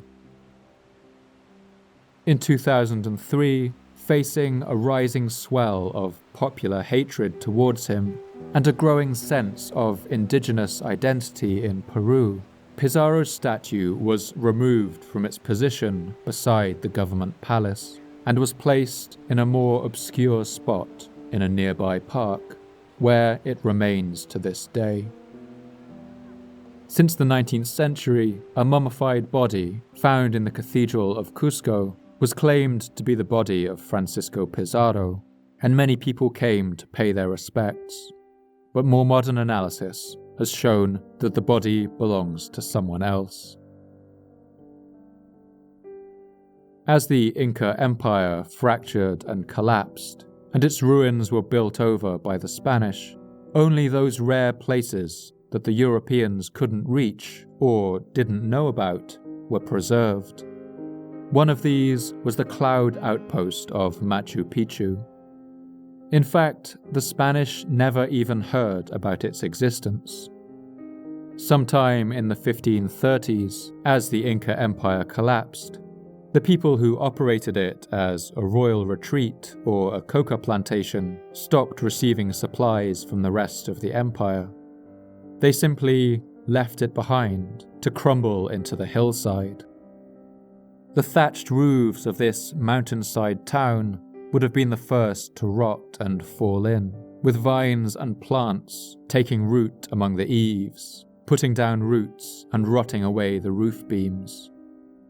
As the cloud rolled in over the hills day after day, mosses and lichen would have begun to grow over the walls, and the immaculate terraces would have been completely covered in a winding growth of weeds. Little by little, the town of Machu Picchu would have disappeared beneath the shade of the trees until nothing remained to show that it had been there at all. The site of Vilcabamba, the last fortress of the Inca, where they held out for more than 30 years against the Spanish, was also abandoned, and its location forgotten. Its walls crumbled, and silk cotton trees put their roots down between its stones. Today it's located in a place known as Espiritu Pampa, or the Plain of Ghosts. On July 2nd, 1964, the flamboyant explorer and archaeologist Jean Savoy was the first to travel to these ruins and correctly identify it as the last Inca stronghold of Vilcabamba. Savoy writes movingly about the eerie scenes as he traversed this series of melancholy ruins, crumbling beneath the green twilight of the forest. The Inca road we have been following comes to a halt. I have the men spread out. It is a half hour before we find the groups of buildings. The stonework is of better quality than what we have seen before. It is evident that the cut white limestone blocks had once fit snugly together, although many had now been broken by feeder vines that had wormed their way between the stones and pried them apart. One of the buildings, a rectangular construction with 2 doorways, guards a green-lit temple, a high elevated bulwark of stone consisting of rooms with niches and fallen-door lintels, inner courtyards, and enclosures. It must have been very impressive when the Incas lived here. A large sacred boulder rests beside one of the walls. It looks as if it may have fallen from the top of the platform wall. A magnificent strangler fig with a spreading crown some 100 feet above our heads locks one of the walls in a grip of gnarled roots. Some of the rocks are squeezed out of place by its vice-like grip. Rattan vines hang down from its upper branches, forming a screen through which we must cut our way. I want to end this episode by reading a piece of Inca poetry, supposedly composed by that great Inca king Pachacuti Inca Yupanqui in the dawning age of their empire. It's a prayer to the creator god Viracocha, asking him to protect and keep the people of the Andes safe. We can imagine that as their world began to fall apart, the people of the Andes must have whispered this prayer to themselves, over their children and their families, and over the towns and cities nestled in the narrow valleys of the mountains. As you listen, try to imagine what it would feel like to watch the great society of the Inca deteriorate around you, beneath the twin forces of plague and civil war. Imagine watching the greed of the nobles tear your land apart, while a foreign power with guns and horses arrives to dictate your fate and demolish your cities brick by brick. Imagine the sorrow you would feel watching the blooming terraces empty and fill with weeds, the thatched roofs falling in, the wind howling through the halls and the walls crumbling, as the cloud washed in, relentless and forgetful over the hills. Ginsañeqi, Wiracocha, Apucocha, Itu Wiracocha, Walpai, Huayna Wiracocha, Tucapu, Ajnupu Wiracocha, Runa Yachichico, Viracocha, where are you? Outside, inside, above this world in the clouds, below this world in the shades. Hear me, answer me, take my words to your heart. For ages without end, let me live. Grasp me in your arms. Hold me in your hands. Receive this offering wherever you are, my Lord Viracocha. In shining clothes, let man live well. Let woman live well. Let the peoples multiply. Live blessed and prosperous lives. Preserve what you have infused with life for ages without end. Hold it in your hand. Before you stand your servants and the poor to whom you have given life and put in their places.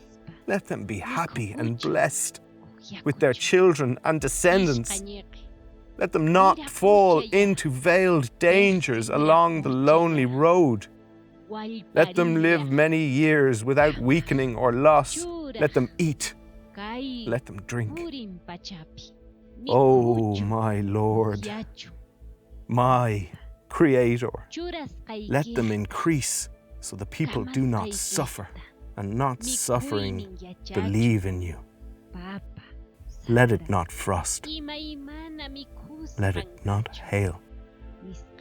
Preserve all things in peace.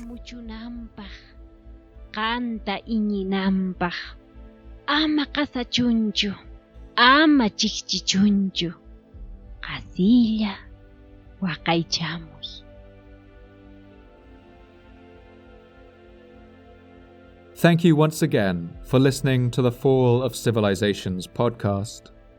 I'd like to thank my voice actors for this episode: Annie Kelly, Jamie Tanner, Gerald Condlin, Peter Walters, Lachlan Lucas, and Jimmy Lai.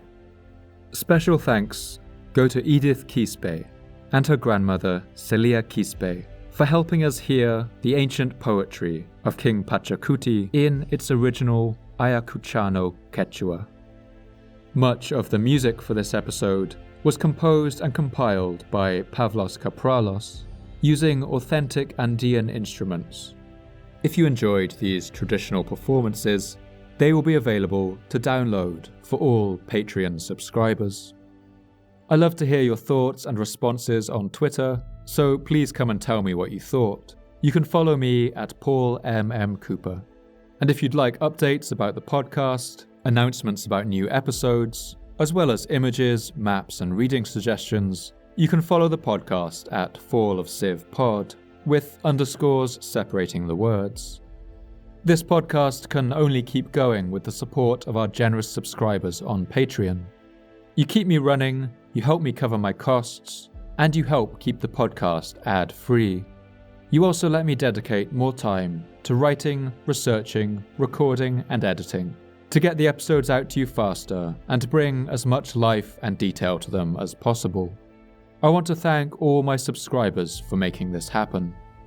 If you enjoyed this episode, please consider heading on to patreon.com/fallofcivilizations_podcast, or just Google Fall of Civilizations Patreon.